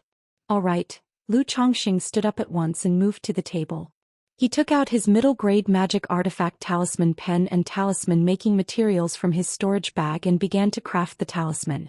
The fourth elder stood by his side quietly observing. Seeing this, Lu Miaoyun dared not make a sound to disturb her husband, quietly standing aside and watching. Asterisk, just as Lu Chongqing was seriously drawing the superior-grade golden light barrier talisman with careful strokes, reaching about 80 to 90% completion, suddenly there was a disruption in his spiritual mechanism. The lines became chaotic, causing blue smoke to rise from the talisman paper. There's no problem with your tracing of the talisman lines, but your control over your spiritual power is not precise enough. At this point and these few turning points, there are minor imperfections leading to a chain reaction, which ultimately results in the failure of the talisman. The fourth elder, having watched, immediately pointed out the problems. "Come, feel my spiritual power." She immediately stepped forward, holding Lu Changsheng's palm, and guided him to slowly draw the golden light barrier talisman with gradual movements. At this point you need to tighten your spiritual power, but at this turning point you have to slide past quickly, then carry a bit of a bounce feel. When you get here, the speed needs to be fast, otherwise it will lead to an accumulation of spiritual power just like you accumulated earlier. The fourth elder taught him hand in hand, speaking softly. A golden light barrier talisman was then successfully crafted. "Now Changxing, you try again." The fourth elder let go of his hand, speaking kindly to Lu Changxing. "All right." Lu Changxing nodded, took a deep breath and put on a somewhat nervous and earnest facade. He then took a couple of sips from the white jade 100 flowers wine. This had become a habit he had developed under the fourth elder's tutelage in talisman making. One was to show people that his own cultivation level was too low and his spiritual power insufficient.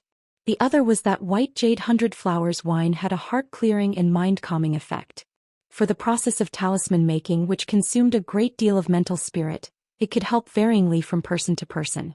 After he had made his preparations, Lu Changxing held the talisman brush with a serious expression, completely focused as he began to slowly draw the talisman. The process was slow and steady. The fourth elder and Lu Miaoyun both watched quietly without making a sound. Just as Lu Changxing finished the last stroke, a golden light spread out on the paper.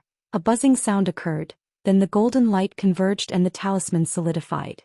A first-grade superior-grade talisman, the golden light barrier talisman, complete. Good. The fourth elder, upon seeing the talisman complete, was extremely surprised and joyfully praised it repeatedly. "Congratulations, husband." Lu Miaoyun, witnessing this scene, was also full of joy, her beautiful eyes shimmering with delight. "Phew." Lu Changxing, also somewhat exhausted, exhaled deeply, a surprised and happy smile appearing on his face as he turned to the fourth elder and said, "All thanks to Grandma's teaching and guidance. Changxing, you don't need to be modest. In drawing superior-grade talismans, you're only one step away from success," the fourth elder said with gratification and joy. Then, picking up the talisman and gently touching it, she voiced, "Changxing, you were still not precise enough with the spiritual power in these several parts, leading to a somewhat weak spiritual mechanism afterward. However, now that you have entered the door, Grandma believes that as long as you familiarize and practice more, you will be able to fully master it." The fourth elder continued, pointing out places where problems lay. "Yes, Grandma," Lu Changxing nodded. This, of course, was intentional on his part. To make the talisman appear as though it was barely a success due to luck. He did not continue drawing proficiently. After all, the image he portrayed to the outside was that he had only recently broken through to the 5th level of qi refinement. Creating 2 superior-grade talismans was about enough.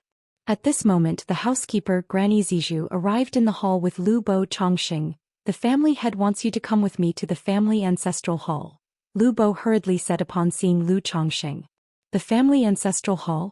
All right." Lu Changxing, hearing this, immediately knew it had to do with Lu Miaoyang. He hadn't expected it to be so soon. He thought it would be tomorrow or the day after. However, upon hearing this, the fourth elder frowned and said, "Why would you go to the family ancestral hall?" Although Lu Changxing's issue with Lu Miaoyang was to be dealt with by family rules, it shouldn't have escalated to involve the family ancestral hall. Alas, young Master Yang suddenly ran inside the ancestral hall, hugging his parents' memorial tablets and wailing that Changxing was trying to kill him, insisting that the family head handle the matter publicly in the hall. With a deep sigh and a sense of helplessness, Lu Bo explained. What a piece of work. Lu Changxing also couldn't help being startled upon hearing this.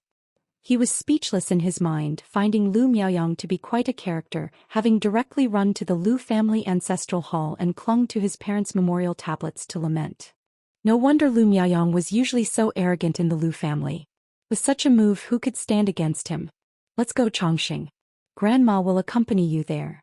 The fourth elder at this moment was also rather speechless, unsure how to comment on Lu Miaoyang's actions. Chapter 168. Lu family ancestor, the one with great destiny. Reset. _1 Lu Changxing followed the fourth elder to the Lu family shrine in the deepest part of Qingzhou Valley. This was his first time visiting the Lu family shrine. After all, such a place was considered forbidden territory for the Lu family, and entry was not normally permitted. The Lu family shrine here was very quiet. The shrine didn't cover a very large area. It didn't look particularly magnificent. It was quite simple. But it exuded a solemn and ancient air of seriousness. Upon entering the main gate of the shrine, Lu Chongxing saw ancient trees reaching for the sky, and luxuriant jade-green bamboo. In the midst of solemn solemnity, there was a simple and profound feeling of tranquility. But now the air of solemnity was shattered by wailing cries. Woo-woo-woo, Dad, Mom. You left and now it's just me, Yang, alone, letting an outsider bully me. Lu Chongxing immediately recognized that this voice belonged to Lu Miaoyang. For a moment he couldn't associate this aggrieved voice with the arrogant demeanor of Lu Miaoyang he had seen before. That Lu Miaoyang, he's not brainless at all, he's completely fearless because he has something to rely on. Lu Chongxing couldn't help but lament in his heart. Before he thought Lu Miaoyang was a brainless, pampered young master. But judging from this performance he felt Lu Miaoyang had the confidence, certain that the Lu family would be biased in his favor. How dare such clamor disrupt the land of our ancestors? It's utterly disgraceful. The fourth elder also heard the sound and showed anger on his face. Then, fearing that Lu Chongxing would worry and overthink, he reassured, "It's nothing, Chongxing." He led Lu Chongxing into the Lu family shrine. Inside the shrine they saw Lu Miaoyang, whose face was swollen and bruised like a pig's head, his body wrapped in bandages and a clear bloodstain on his neck.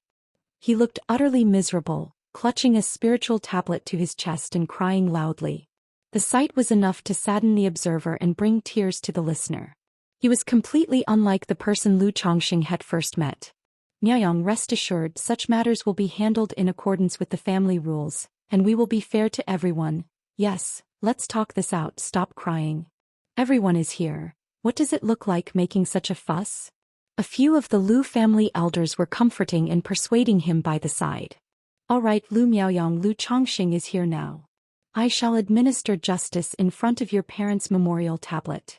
At this moment Lu Yuanding coughed twice, his expression grave and his voice steady as he spoke. "Thank you, family head." Upon hearing these words, Lu Miaoyang stopped crying and thanked Lu Yuanding. Then he looked at Lu Chongxing with eyes filled with malice. To think that he, Lu Miaoyang, had been in the Lu family for so many years and had never been humiliated like this. "Lu Chongxing, Lu Miaoyang claims you came to his door intending to kill him. Is there truth to this?" At this time, Lu Yuanding also looked at Lu Chongxing and spoke sternly. "Regarding the matter between me and Lu Miaoyang, it is Lu Miaoyang who was in the wrong from the start. He coveted my family's spiritual pets and used his position to oppress my child, and in a fit of frustrated rage he even attempted to lay a hand on my child, showing the shamelessness of his actions and the maliciousness of his thoughts. Even if he was bitten by my pet beasts, it was his own fault. This time I returned with the intent to resolve matters peacefully, but he was aggressive. In my anger I acted against him and taught him a lesson. I did not kill him, which shows I still regarded the kinship within our family. If I really wanted to kill him he would be dead by now. Moreover, I used my flying sword only because Lu Miaoyang had the intent to kill me first." Lu Chongxing spoke with a solemn face. "Nonsense. You had no intention of reconciling. And even if I was the one to resort to the flying sword first, it was you who struck first." Lu Miaoyang immediately retorted angrily. After speaking he pointed to the marks on his face and the bloodstain on his neck and wailed, "Uncle Yuanding, Grandfather Lin, Grandfather Guang, look at my face and hear this. These were all caused by Lu Chongxing. Dad, Mom, why did you leave Yanger alone?" "Ooh." Lu Miaoyang cried out miserably. The other Lu family elders and the fourth elder shook their heads when they saw the two men's conditions. Lu Chongxing spoke of the incident with neither humility nor arrogance. While Lu Miaoyang was throwing a tantrum, being unreasonable and making a scene, it was apparent who stood higher instantly. "Lu Miaoyang, be quiet. This matter will be judged according to the family rules. Your unreasonable ruckus will not be tolerated." Lu Yuanding spoke sternly. "Family head, rather than arguing the complexities of right and wrong, I do not wish to debate further. Although I am not a disciple of the Lu family, having been with the Lu family for more than 7 years, I consider myself a part of it and am willing to abide by the family's rules. Therefore I ask the family to adjudicate this matter fairly. Lu Chongqing spoke gravely. He did not wish to debate any further. Primarily because Lu Miayang's attitude and posture were not worth arguing over. The opponent was clearly intent on being unreasonable and playing the victim. It wasn't like he too could start wailing about his years in the Lu family, could he? Very well, if this is the case. I, the family head, shall decree a judgment according to the family rules. Lu Yuanding nodded upon hearing this, but he did not immediately announce his judgment. Instead he looked at the fourth elder, then at the several elders and patriarchs. Obviously they were silently deliberating, deciding the verdict of the matter. During this process, Lu Yuanding and some of the Lu family elders seemed to hear something astonishing. Their eyes showed expressions of surprise, amazement and shock. Regarding the matter between Lu Miaoyang and Lu Chongqing, I, the family head, pronounced the judgment. Family head Lu Yuanding spoke out with an authoritative voice. Lu family disciple Lu Miaoyang for initiating provocation in Qingzhou Valley and fighting with Lu Chongqing, resulting in a dispute, shall be penalized by losing 1 year's salary and be confined for 3 years for self-reflection. Chapter 169. Lu family ancestor, the one with great destiny. Reset.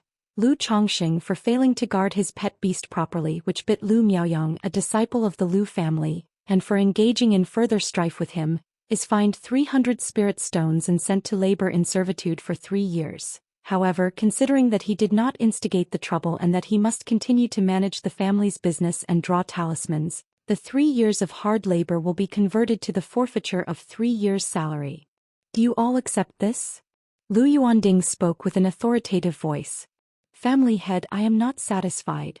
My parents shed blood for the family, made meritorious contributions and ultimately sacrificed their lives for the family, yet now you are unfairly siding with Lu Chongqing, favoring an outsider.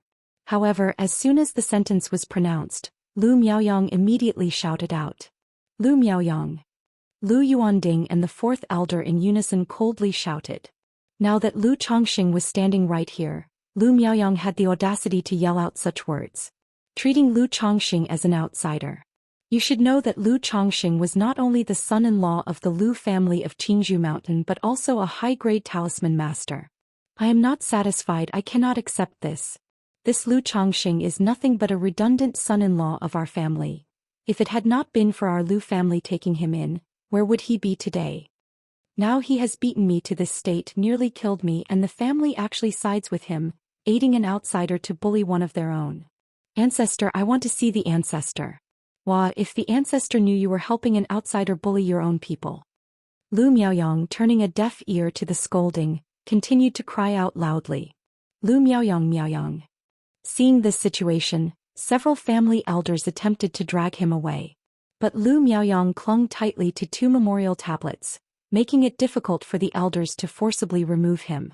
Lu Chongqing watched this scene speechless, thinking to himself that the Lu family had quite a temper. Being able to tolerate Lu Miaoyang making such a scene. If someone like that were in his own family, had have been slapped away by now. No, I won't go, you are all biased, favoring an outsider and bullying me. Father, mother, why did you leave me all alone? Well, I want to see the ancestor, let the ancestor judge.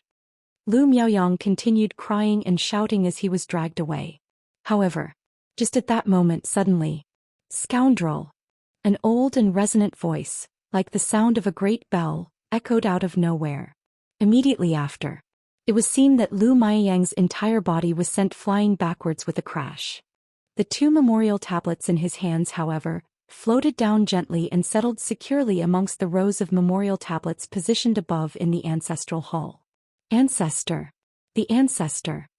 Greetings to the ancestor. Greetings to the ancestor. Hearing this voice, everyone in the ancestral hall, Lu Yuanding, the fourth elder, and all the present family elders bowed and saluted in unison. The Lu family ancestor. Lu Chongqing, upon hearing this, could not help but feel a sudden shock in his heart. He turned his head to look, and saw an imposing old man clad in a Qingzhou mountain robe with white hair and a youthful complexion, walking towards him. He quickly bowed in respect. This was his first time seeing the esteemed Lu family ancestor. Even when he married Lu Miaoyun, only the elders of the Lu family came and he did not see the ancestor. He never thought that such an incident would bring forth the Lu family ancestor himself. Scoundrel, is the ancestral hall a place for you to cause a ruckus? The Lu family ancestor scolded Lu Miaoyang, who was to the side, speaking directly. Ancestor, At this moment, facing the Lu family ancestor, Lu Miaoyang also became scared and dared not to continue his tantrum. After all, the Lu family ancestor was the sky of the Lu family of Qingzhou Mountain. He dared to fuss and throw a tantrum, relying on the affection from the Lu family ancestor and the debts owed to his parents. Now that the ancestor had appeared, he did not dare to make a scene anymore. Yuan Long had such an illustrious life, how could he have a worthless child like you? If not for Yuan Long's sake, I would slap you to death, the Lu family ancestor said, expressing his disappointment. Now take this disgraceful fellow out of here. Just as Yuan Ding proposed, let him reflect on his actions quietly at home, think it over well. If he dares to cause trouble again, he will be harshly punished. The Lu family ancestor declared. Yes, ancestor. Lu Yuanding immediately nodded respectfully. Yes, ancestor. Two of the Lu family elders immediately stepped forward and took Lu Miaoyang out of the ancestral hall. You are called Lu Chongxing, correct? At this point, the Lu family ancestor turned to Lu Chongxing and started speaking. Lu Chongxing greets the ancestor. Lu Chongxing, facing the elder with a head of white hair, unsure of why he was suddenly the focus of attention, hastily bowed and saluted. The Lu family ancestor's face appeared calm, and there was no hint of formidable aura about him. But standing before him gave one an unfathomable impression of depth and solidity. He didn't seem anything like what Yuningrong had described, that the Lu family ancestor had at most 10 years left to live. Moreover, in front of this Lu family ancestor, he involuntarily felt as if a needle were at his back, feeling as if the elder could see right through him. At this moment, Lu Chongxing was uncertain if the jade pendant that the colorful dress lady had given him would be of any use. His own cultivation level, spirit, and everything about him might be discerned by the ancestor. Especially since the Lu family ancestor before him was a Foundation Establishment great cultivator. Such terror from a Foundation Establishment ancestor. If he notices something amiss, I wonder if I would have time to call for help. Lu Chongxing thought anxiously in his heart. He dared confront and act against Lu Miaoyang within the Lu family because he had gained a certain level of strength and confidence. Feeling that it was unnecessary to continually concede, he thought it was time to show some firmness. But he had not anticipated that his actions would provoke the appearance of the Lu family ancestor. Facing the ancestor, he couldn't help but feel somewhat panicked. After all, his confidence stemmed from the second-rank talismans and second-rank puppets. But the power of a second-rank talisman was only equivalent to a casual strike from a cultivator at the initial stages of Foundation establishment. Chapter 170. Lu Family Ancestor, the Great Destiny Holder. Reset. A second-rank puppet could never stand a chance against a foundation-building great cultivator. As for activating the jade pendant to call for help from the woman in the colorful skirt, but in the presence of such a foundation-building great cultivator, he didn't know whether there would be enough time. The young man is quite good. Since he's a son-in-law of our Lu family, he may treat this place as his own home. A faint smile appeared on the withered face of the Lu family ancestor. His dry palm gently reached out and touched Lu Changsheng's head. This gesture left Lu Chongxing slightly stunned. He didn't quite understand what the Lu family ancestor meant. Trying to calm himself, he pursed his lips and nodded, "Yes, ancestor." The young man has always treated this place as his own home, Lu Chongxing said respectfully. Hee, that's good, the Lu family ancestor chuckled, retracting his somewhat rough hand, and then he left. Seeing off the ancestor. Seeing off the ancestor. Seeing off the ancestor. All those present bowed and respectfully said their farewells. Phew. Watching the Lu family ancestor depart, Lu Chongxing also let out a slight sigh of relief. During these brief moments, a layer of cold sweat had seeped out on his back. What's the situation with the Lu family ancestor exactly? Did he see through something about me? Lu Chongxing couldn't help wondering in his heart. He really couldn't figure out why the Lu family ancestor would take notice of him. Chongxing, it's all right now. Just then the fourth elder looked at Lu Chongxing and said with a smile on his face. Then she spoke softly, when the family finds the spirit stone, Grandma will pay for you. It's okay, Grandma. Lu Chongqing, with his emotions in check, gently shook his head. He could feel that the verdict was actually biased in his favor by the family. In his heart, he speculated that it was very likely the fourth elder had informed Lu Yuanding about his promotion to high-grade talisman master. What's owed must be taken. These spirit stones are nothing to Grandma. The fourth elder waved her hand and spoke warmly. Thank you, Grandma. Seeing this, Lu Chongqing didn't insist any further. He understood that it was a kind gesture from her. Alright, it's getting late, you've hurried back and been on the move all day, go home and rest early. If you have any issues, just come and talk to Grandma.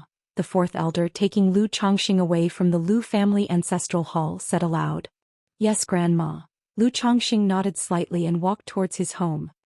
His mind was still pondering over the matter of the Lu family ancestor. He wanted to know why the other party looked at him, and whether he had seen something in him. Forget it, at least for now, the Lu family ancestor bears no malice towards me, Lu Chongqing thought secretly. He didn't dwell too much on the matter and quickly made his way home. After all, fretting about it now would only bring more trouble to himself. If a foundation-building great cultivator truly harbored bad intentions towards him, he would really have no way out. He couldn't just curse the Lu family ancestor to death tonight with the Book of Malevolent Curses and Fates, could he? When Lu Chongqing arrived home, he immediately saw his wives and concubines waiting for him in the courtyard. Husband, how did it go? Lu Miaoyun and the other wives approached with eyes full of concern. It's been resolved, there's no more trouble. Lu Chongqing waved his hand and shared the outcome with Lu Miaoyun. The fault wasn't ours to begin with. Besides, husband is now a high-grade talisman master. Even if it were a matter of clan punishment, the family would consider husband's position. Lu Miaoyun said, holding Lu Changsheng's arm. You've had a hard day, husband, and congratulations on becoming a high-grade talisman master. Yes, congratulations on becoming a high-grade talisman master. Congratulations, husband. Congratulations, husband, on taking another step on the path of cultivation. The other wives also spoke up to congratulate him. Very well, let's have a good celebration tonight. Lu Chongqing also gave a grand wave and said, after all, becoming a top-grade talisman master is indeed something worth celebrating. However, when the wives and concubines heard Lu Changsheng's words, they couldn't help but blush slightly. In a secluded courtyard deep within Qingzhou Valley, where spiritual energy converged and birds sung amidst fragrant flowers, the Lu family ancestor was lying back on a recliner, resting with his eyes closed, listening to Lu Yuanding reporting on the Lu family's affairs. Several Lu family elders stood waiting to one side. As for the Qin family, strike back if you have to, otherwise everyone will think my days are numbered. We need to establish our authority. It can save a lot of trouble, the Lu family ancestor said lightly. Yes, ancestor. Lu Yuanding immediately nodded in response. By the way, tell me more about that Lu Chongqing. The Lu family ancestor spoke as if something had just occurred to him. Everyone was somewhat surprised, not expecting the ancestor to ask about Lu Chongqing. Lu Yuanding immediately began detailing Lu Changsheng's situation, and then asked the fourth elder to add more information. It seems this child is someone with great fortune and destiny. After hearing everything, the Lu family ancestor said, his eyes opening and closing languidly. He had been in a whimsical mood today, went to the Lu family hall because of the noise, and when he saw Lu Chongqing, he found to his surprise that he was unable to see through him. This piqued his interest, and he couldn't help but take a few more looks, knowing that the young man had secret chances of fortune by his side. He grew increasingly curious about Lu Chongqing. Now, hearing the words from Lu Yuanding and the fourth elder, he was almost certain that Lu Chongqing was indeed someone with great destiny. Someone with great destiny. The crowd, hearing this, looked at each other in dismay, utterly astonished. They hadn't expected the Lu family ancestor to give such an evaluation of Lu Chongqing. The concept of destiny was extremely profound, but it truly existed in the cultivation world. Some live a life full of disasters and calamities, while others sing their way through life, experiencing one lucky encounter after another. Such people who experience a continual stream of fortunate encounters are referred to as individuals with great destiny. Even if such people lack talent, they are favored by destiny and can rise up through fortuitous opportunities. In other words, individuals in the cultivation world who have a name and reputation can all be referred to as someone with great destiny. If this child truly possesses great destiny, he will undoubtedly achieve no small feats in the future. Being able to fully integrate into our Lu family, he could become a strong support for us, the Lu family ancestor said slowly. Sighing, he added, but you all must hasten your efforts as I won't be able to protect you for many more years. If we can't produce a foundation establishment, then it's time to abandon Qingzhou Mountain, split the family early and each fend for themselves. Otherwise, Ancestor, you are in the prime of life, how can this be? Yes, Ancestor. The crowd hastily spoke out. But in their hearts, they couldn't help but be shrouded with a layer of melancholy. Being here, they were well aware of the Lu family ancestor's condition. Although his injuries had healed, his lifespan was already running short. That night. Afterward, husband, today you asked me if my husband were to leave, what would Yuner choose? Having married my husband, if you truly wish to leave the Lu family, Yuner will naturally follow you, Lu Miaoyun said, snuggling gently against Lu Changsheng's chest, her eyes full of tenderness, her voice breathy. I was just asking casually with no intentions of leaving. Where could I go if I were to leave? You don't need to worry about that, Lu Changsheng said in a soothing tone, knowing he had unsettled her earlier with his question about leaving the Lu family. In truth, he hadn't expected that by merely mentioning it, Lu Miaoyun would decisively decide to leave the Lu family with him. If it were so easy to sway someone, the Lu family's action of marrying a woman to him would be in vain, merely adding an unnecessary bond. After all, for a cultivation family like the Lu family, the concept of sacrificing for the family's interests and benefits was deeply instilled from a young age, and such a mindset isn't easily changed. Yes, Lu Miaoyun softly acknowledged with a yes, then let out a delicate cry. Husband, your concubine can't go on. But before she could finish speaking, her voice became choppy, no longer forming coherent words. Chapter 171. 7 Luminaries' Great Freedom Sword Scripture. Luan, have you guys heard? Lu Miaoyang has been grounded. What happened? Give us the details. It's about him and Lu Changsheng. I heard that Lu Changsheng beat Lu Miaoyang up, and then Lu Miaoyang ran off to make a scene at the ancestral hall. Eventually even the ancestors were provoked. Shoo, even the ancestors got involved. Who would have thought that brother-in-law Changsheng, who usually seems so amiable, would actually beat up Miaoyang? Yeah, I thought he would calm things down and let bygones be bygones. Even a nice guy has his limits after all. Who could tolerate Lu Miaoyang's character? Exactly, I guess Lu Miaoyang must have pushed him too far. Serves him right, it's so satisfying. Speaking of which, Lu Changsheng must have been punished by the family too, right? How was he dealt with? I'm not too sure about that, but I heard he was fined quite a few spirit stones. TSK he really got caught in the crossfire. The next day, the affair between Lu Changsheng and Lu Miaoyang also became the talk of many Lu family disciples within Qingzhou Mountain. After all, the incident had caused quite a stir in the past few days, attracting a lot of attention. Now that the family had made its judgment, the outcome naturally became a topic of gossip and intrigue for everyone to relish. Qingzhou Valley. Inside a manor. Family head, please take care. Lu Changsheng saw Lu Yuanding out the door and exhaled slightly. Lu Yuanding's visit was primarily to comfort him, worrying that he might feel wronged and hold a grudge over yesterday's judgment. Although the fourth elder had paid all the spirit stone fines on behalf of Lu Changsheng, he was indeed fined. Secondly, the visit was about discussing benefits and compensation. Lu Yuanding was aware of his promotion to a high-grade talisman master through the fourth elder. Since the fourth elder had mentioned it, there was no need for a confirmation assessment as before. So Lu Yuanding came directly to discuss the new benefits with Lu Changsheng. The original 10 spirit stones per month had been increased to 30 spirit stones. The 20 caddies of jade bamboo spirit rice increased to 50 caddies. Additionally, the monthly talisman-making task escalated from being rewarded 10 spirit stones to 30. Any excess completed talismans would still be bought by the Lu family at the original price. However, for the excess talismans, the Lu family switched from rewarding spirit stones to granting family contribution points. Family contribution points could be exchanged for spirit stones.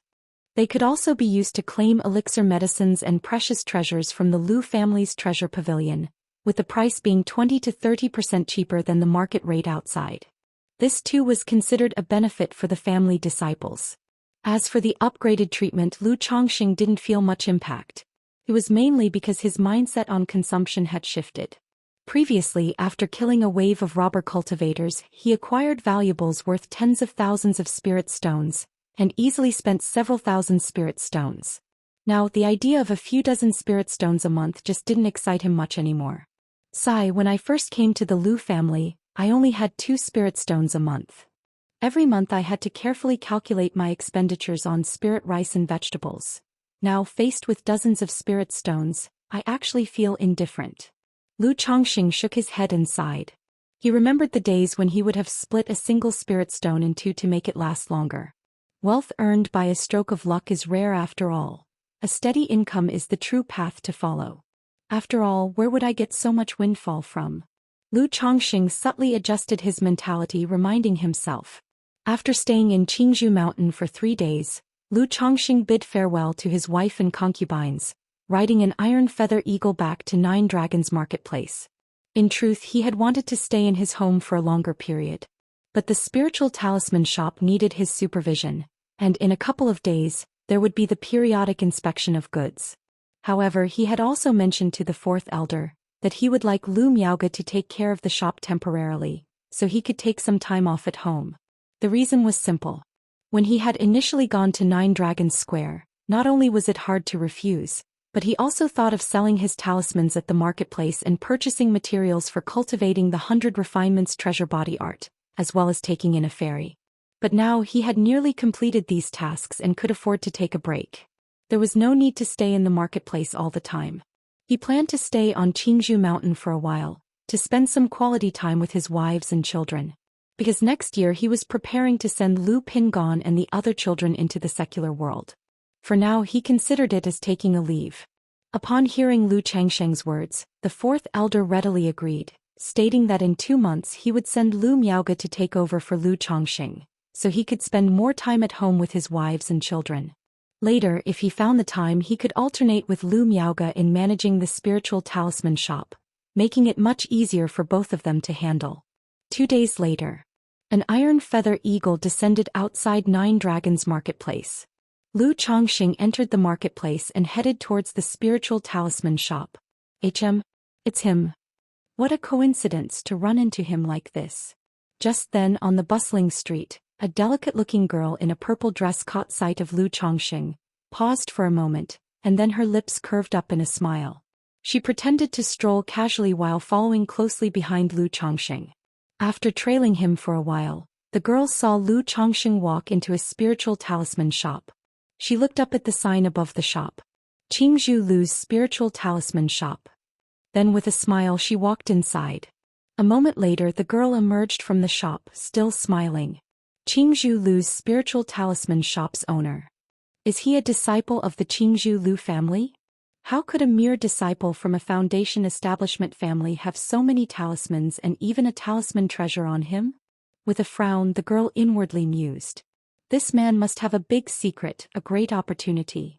Otherwise, a disciple from a mere foundation establishment family couldn't possibly have a talisman treasure and so many talismans. Chapter 172. 7 Luminaries' Great Freedom Sword Scripture. No wonder he was unmoved when I invited him to explore the ancient cave, the girl murmured in her heart. As long as a little more time passes, the Lockhart goo will recover some of its vitality and can be used on someone again. This man has a talisman treasure by his side, so many talismans, and he even took 2 of my foundation establishment spirit objects. He has reaped the wealth of the Ko family's 5 fiends and possesses secrets of fortune. He is indeed worthy of a spot for my Lockhart goo. Since that's the case, I'll stay in the marketplace for a while. Once the Lockhart goo has recovered, I'll make him my first target. Once bitten by the Lockhart goo, he will uncontrollably develop feelings of love for me. By then, all these riches and secrets of fortune will be in my pocket. The girl thought to herself, a smile appearing on her face. Her already delicate features became more enchanting and ethereal at that moment, emanating a mystifying and elusive aura. At this time, Lu Chongxing was unaware that he had become the target of someone's attention.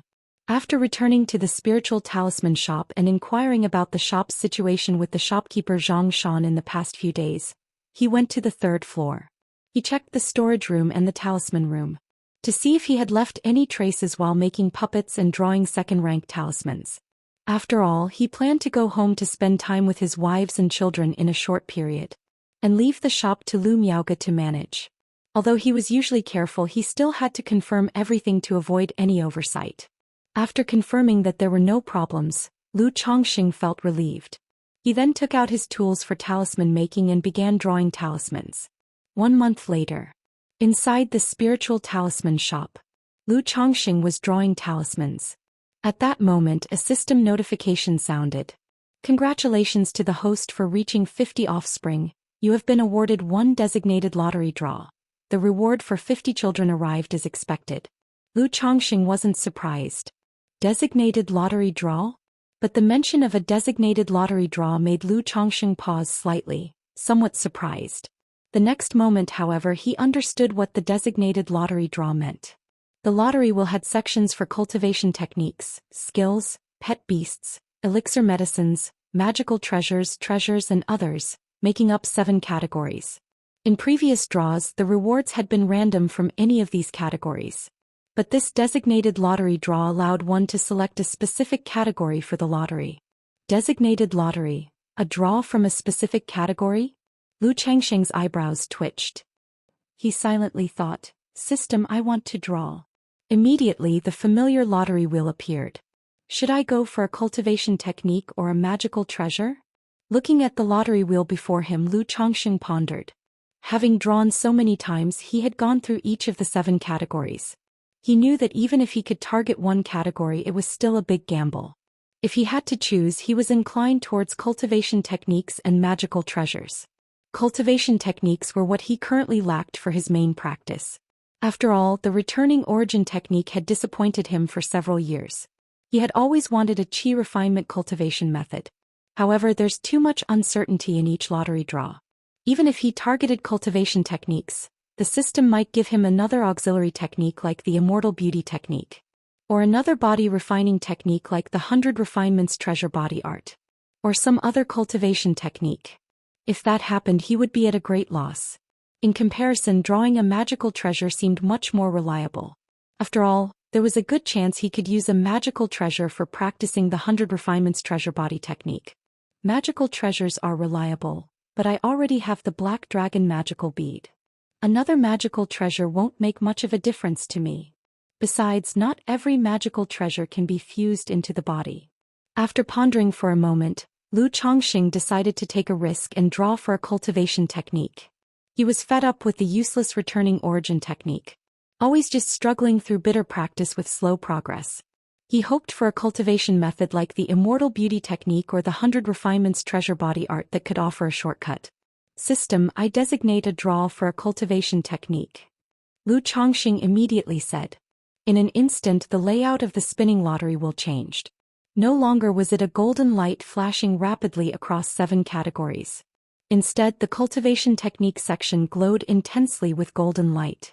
Patterns of various cultivation techniques and divine skills whizzed by quickly. Lu Chongqing saw one technique after another. Heavenly Circulation Starry Technique, Brahman Demon True Saint Technique, Feathered Ascension Scripture, Great Nurturing Heaven Demon Scripture, 36 Styles Muddy Water Harvest Battling Elixir Method.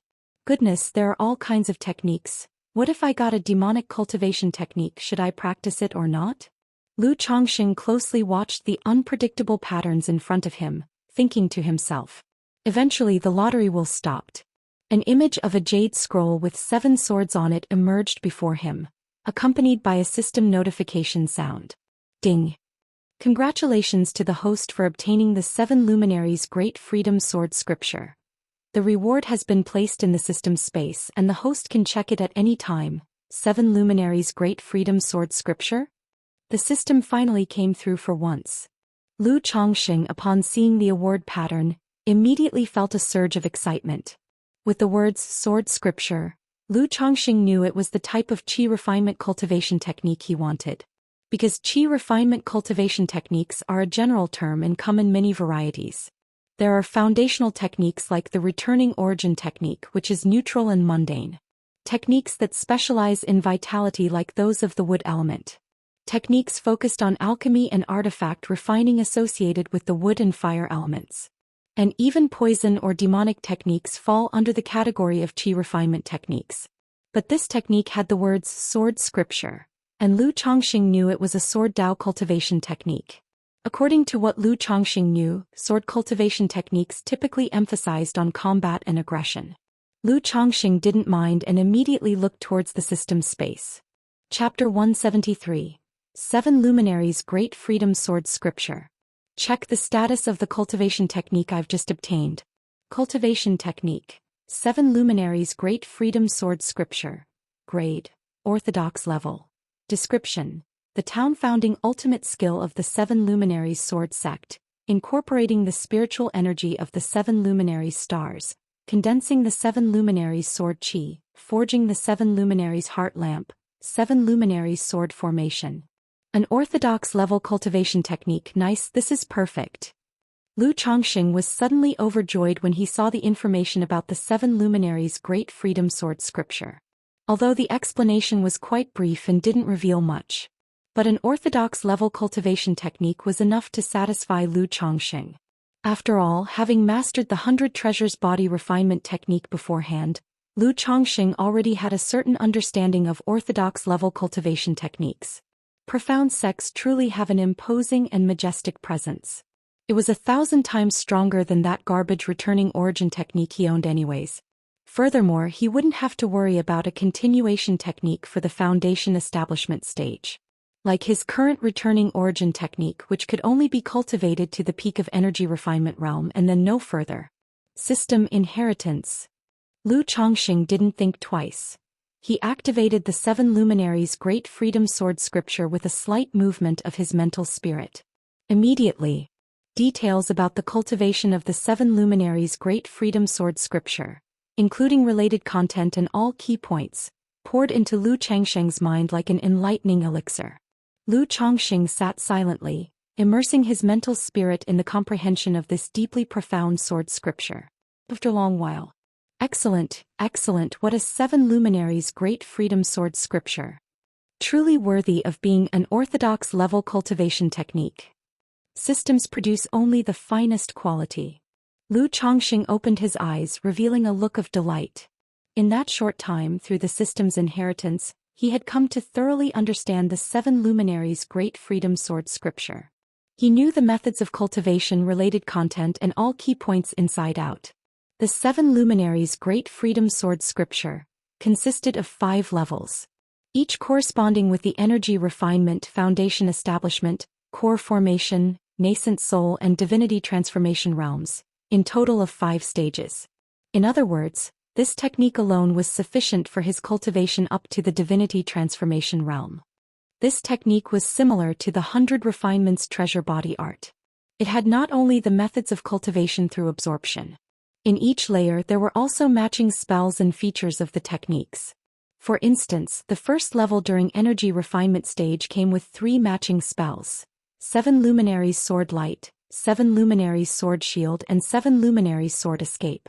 Attack, defense, pursuit, and escape were all covered. Moreover, the 7 Luminaries Sword Qi cultivated through the 7 Luminaries Great Freedom Sword Scripture also had the characteristic of eliminating elixir toxicity. Most cultivators usually consume elixir medicines to assist in their cultivation. But elixir medicines more or less always carry some elixir toxicity. Not to mention being harmful to the body. Take the yellow dragon elixir, for example. Consuming it excessively could cause the body to develop resistance to elixir medicines. As a result, consuming elixir medicines would become ineffective or barely effective. This was also the reason why, even though Lu Chongxing had spirit stones to purchase elixir medicines for cultivation support, he did not overuse them and knew the right limit. It was because of the issue of elixir toxicity. But now, with the 7 Luminaries Great Freedom Sword Scripture, he could use elixir medicines to increase his cultivation level without any reservations. Completely fearless of elixir toxicity. However, eliminating elixir toxicity wasn't so simple. It would require time and strenuous effort to refine and expel the toxicity. And when refining the toxicity, The body had to endure the torment of sword qi cutting deep. But this pain is nothing compared to the unfettered use of elixir medicines free of side effects. It's hardly worth mentioning. Lu Changxing's eyes sparkled. If he could consume elixir medicines without inhibition, his cultivation speed would double. Originally, he thought it would take 6 to 7 years to break through to the 8th level energy refinement. But now, able to use elixir medicines without inhibition, the time required for cultivation would be greatly reduced. Moreover, each layer of this technique came with matching spells and features of the technique, such as the 7 Luminaries Heart Lamp on the 2nd level.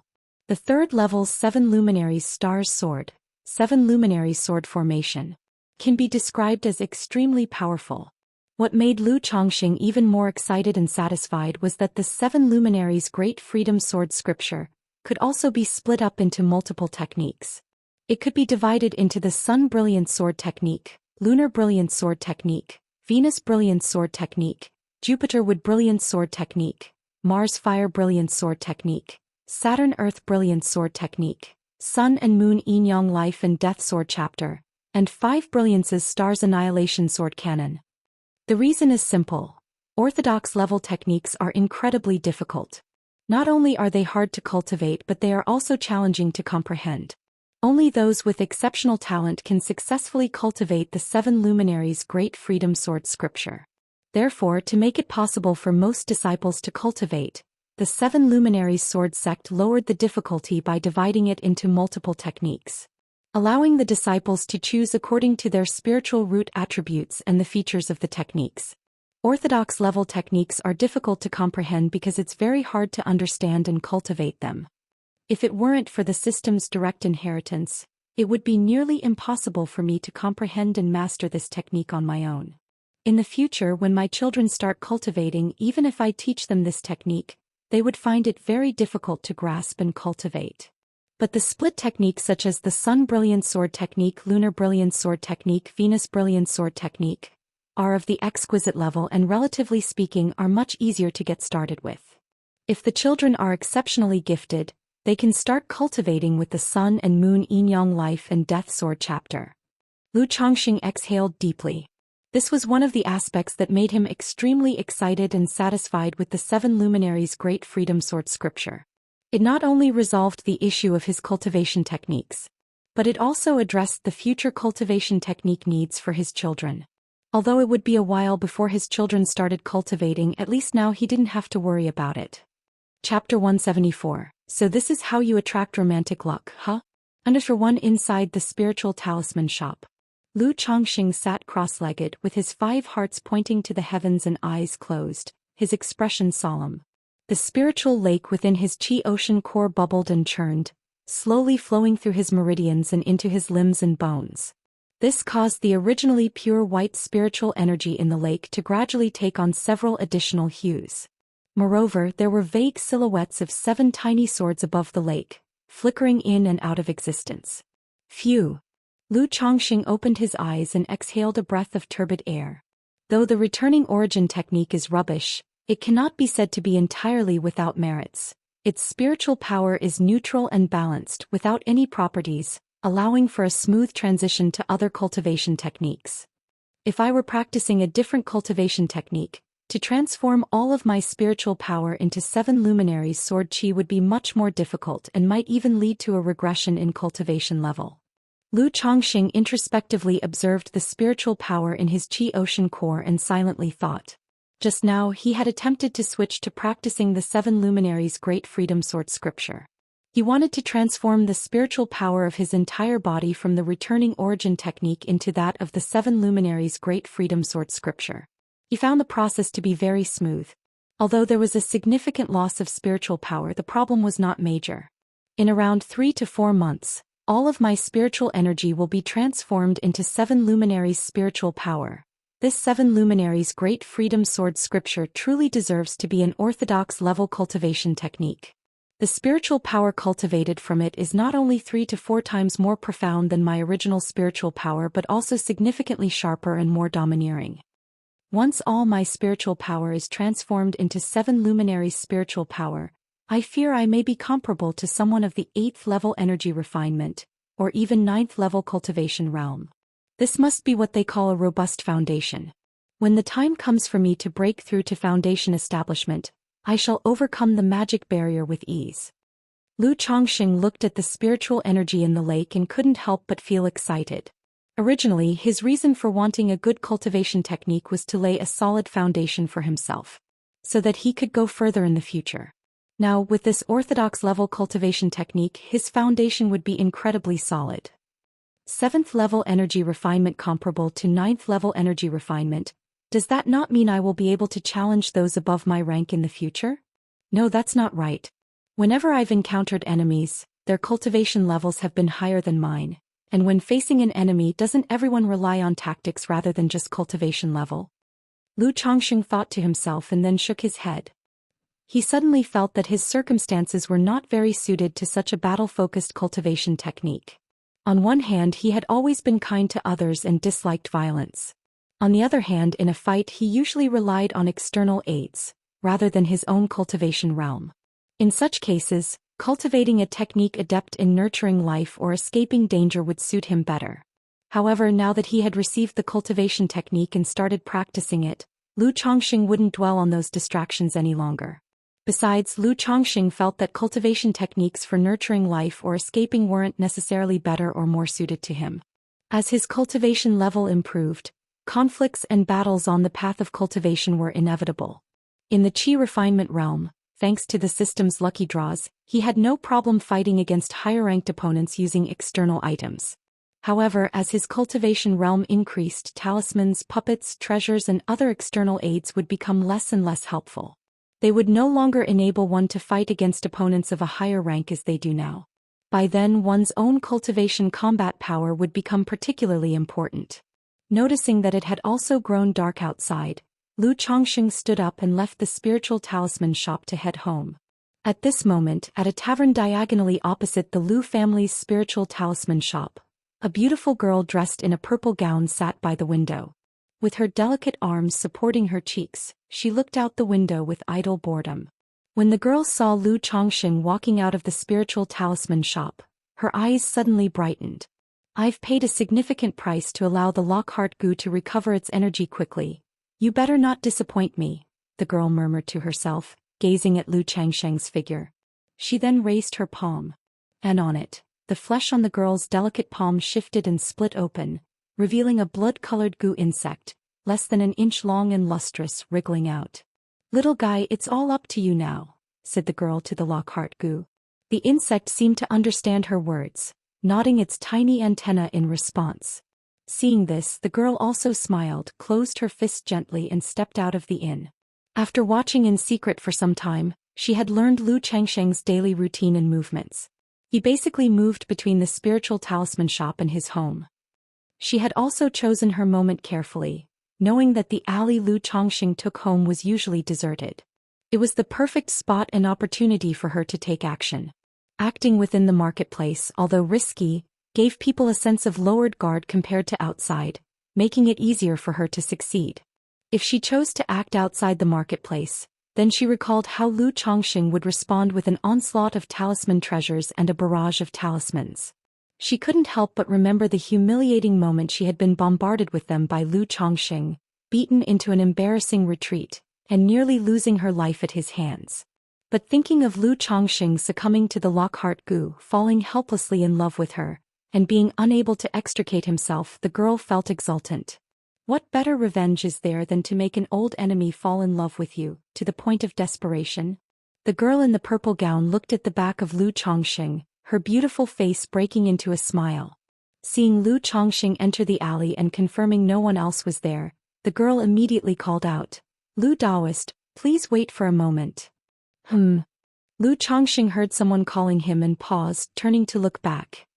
He promptly saw a beautiful and spirited girl in a purple gown signaling to him, quickly approaching. Miss, are you calling me?" Chapter 175. So this is how you attract romantic luck, huh? Lu Chongqing looked at the girl in the purple dress with some surprise.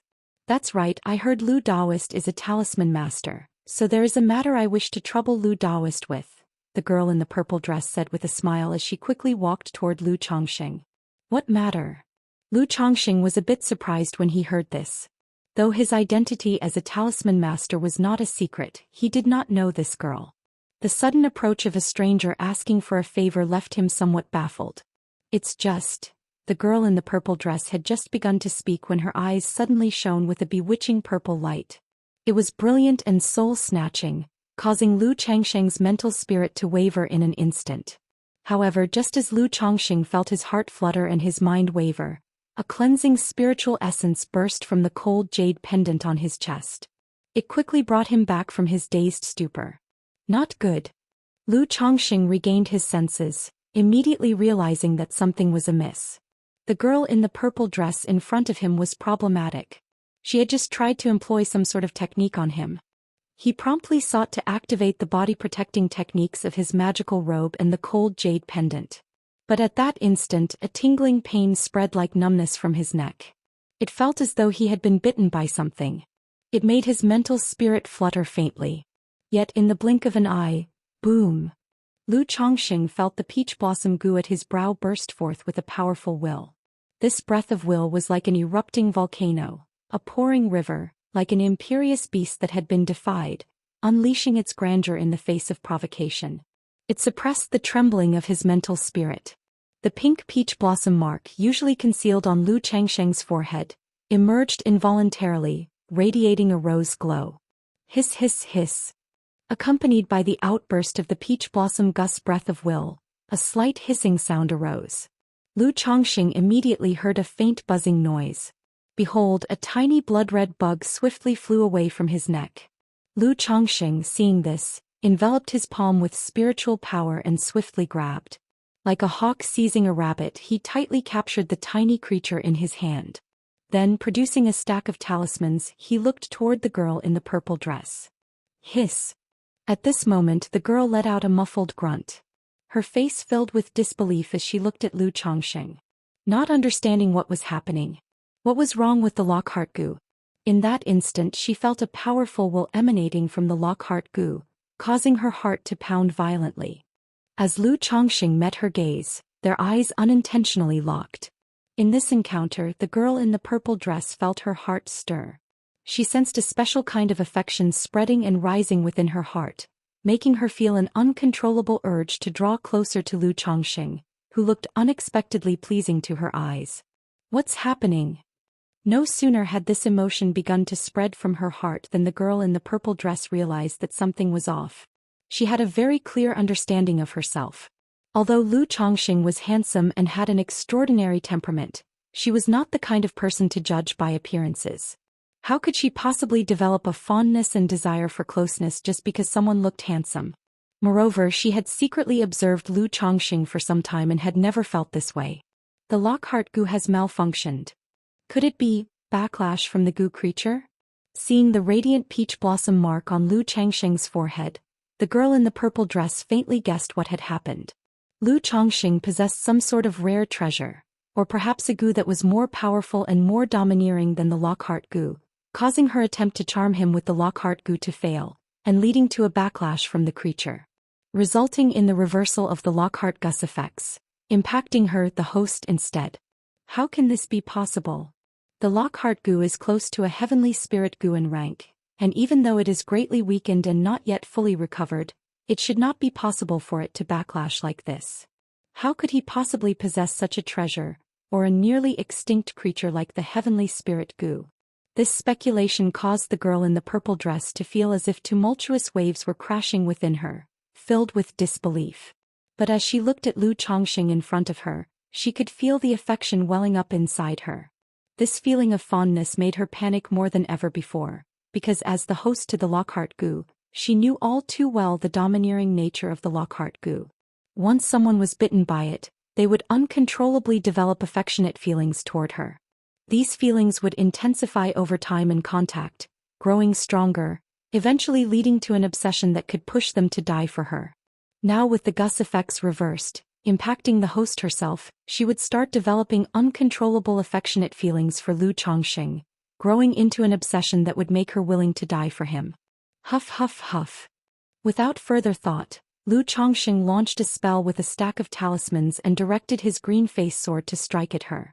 Even though private duels were forbidden within the marketplace, and one could not start a fight, how could Lu Chongqing not counterattack when the girl in the purple dress had made a move against him? No, I must get away, get far away. Escape the influence of the Lockhart Gu. The girl, seeing the spells and flying sword coming at her, did not dare hesitate further. She formed a protective aura around her body and took out several talismans to activate them, directly withstanding Lu Changsheng's onslaught. Then with a groan she turned into a shadow and made a rapid retreat. At that moment she couldn't afford to think too much, nor did she care about the Lockhart Gu that she had obtained with great difficulty, now falling into the hands of Lu Chongqing. All she could think about was taking advantage of the moment, before the Lockhart Gus effects completely overtook her mind and thoughts, to quickly leave this place. To get far, far away from where Lu Chongqing was.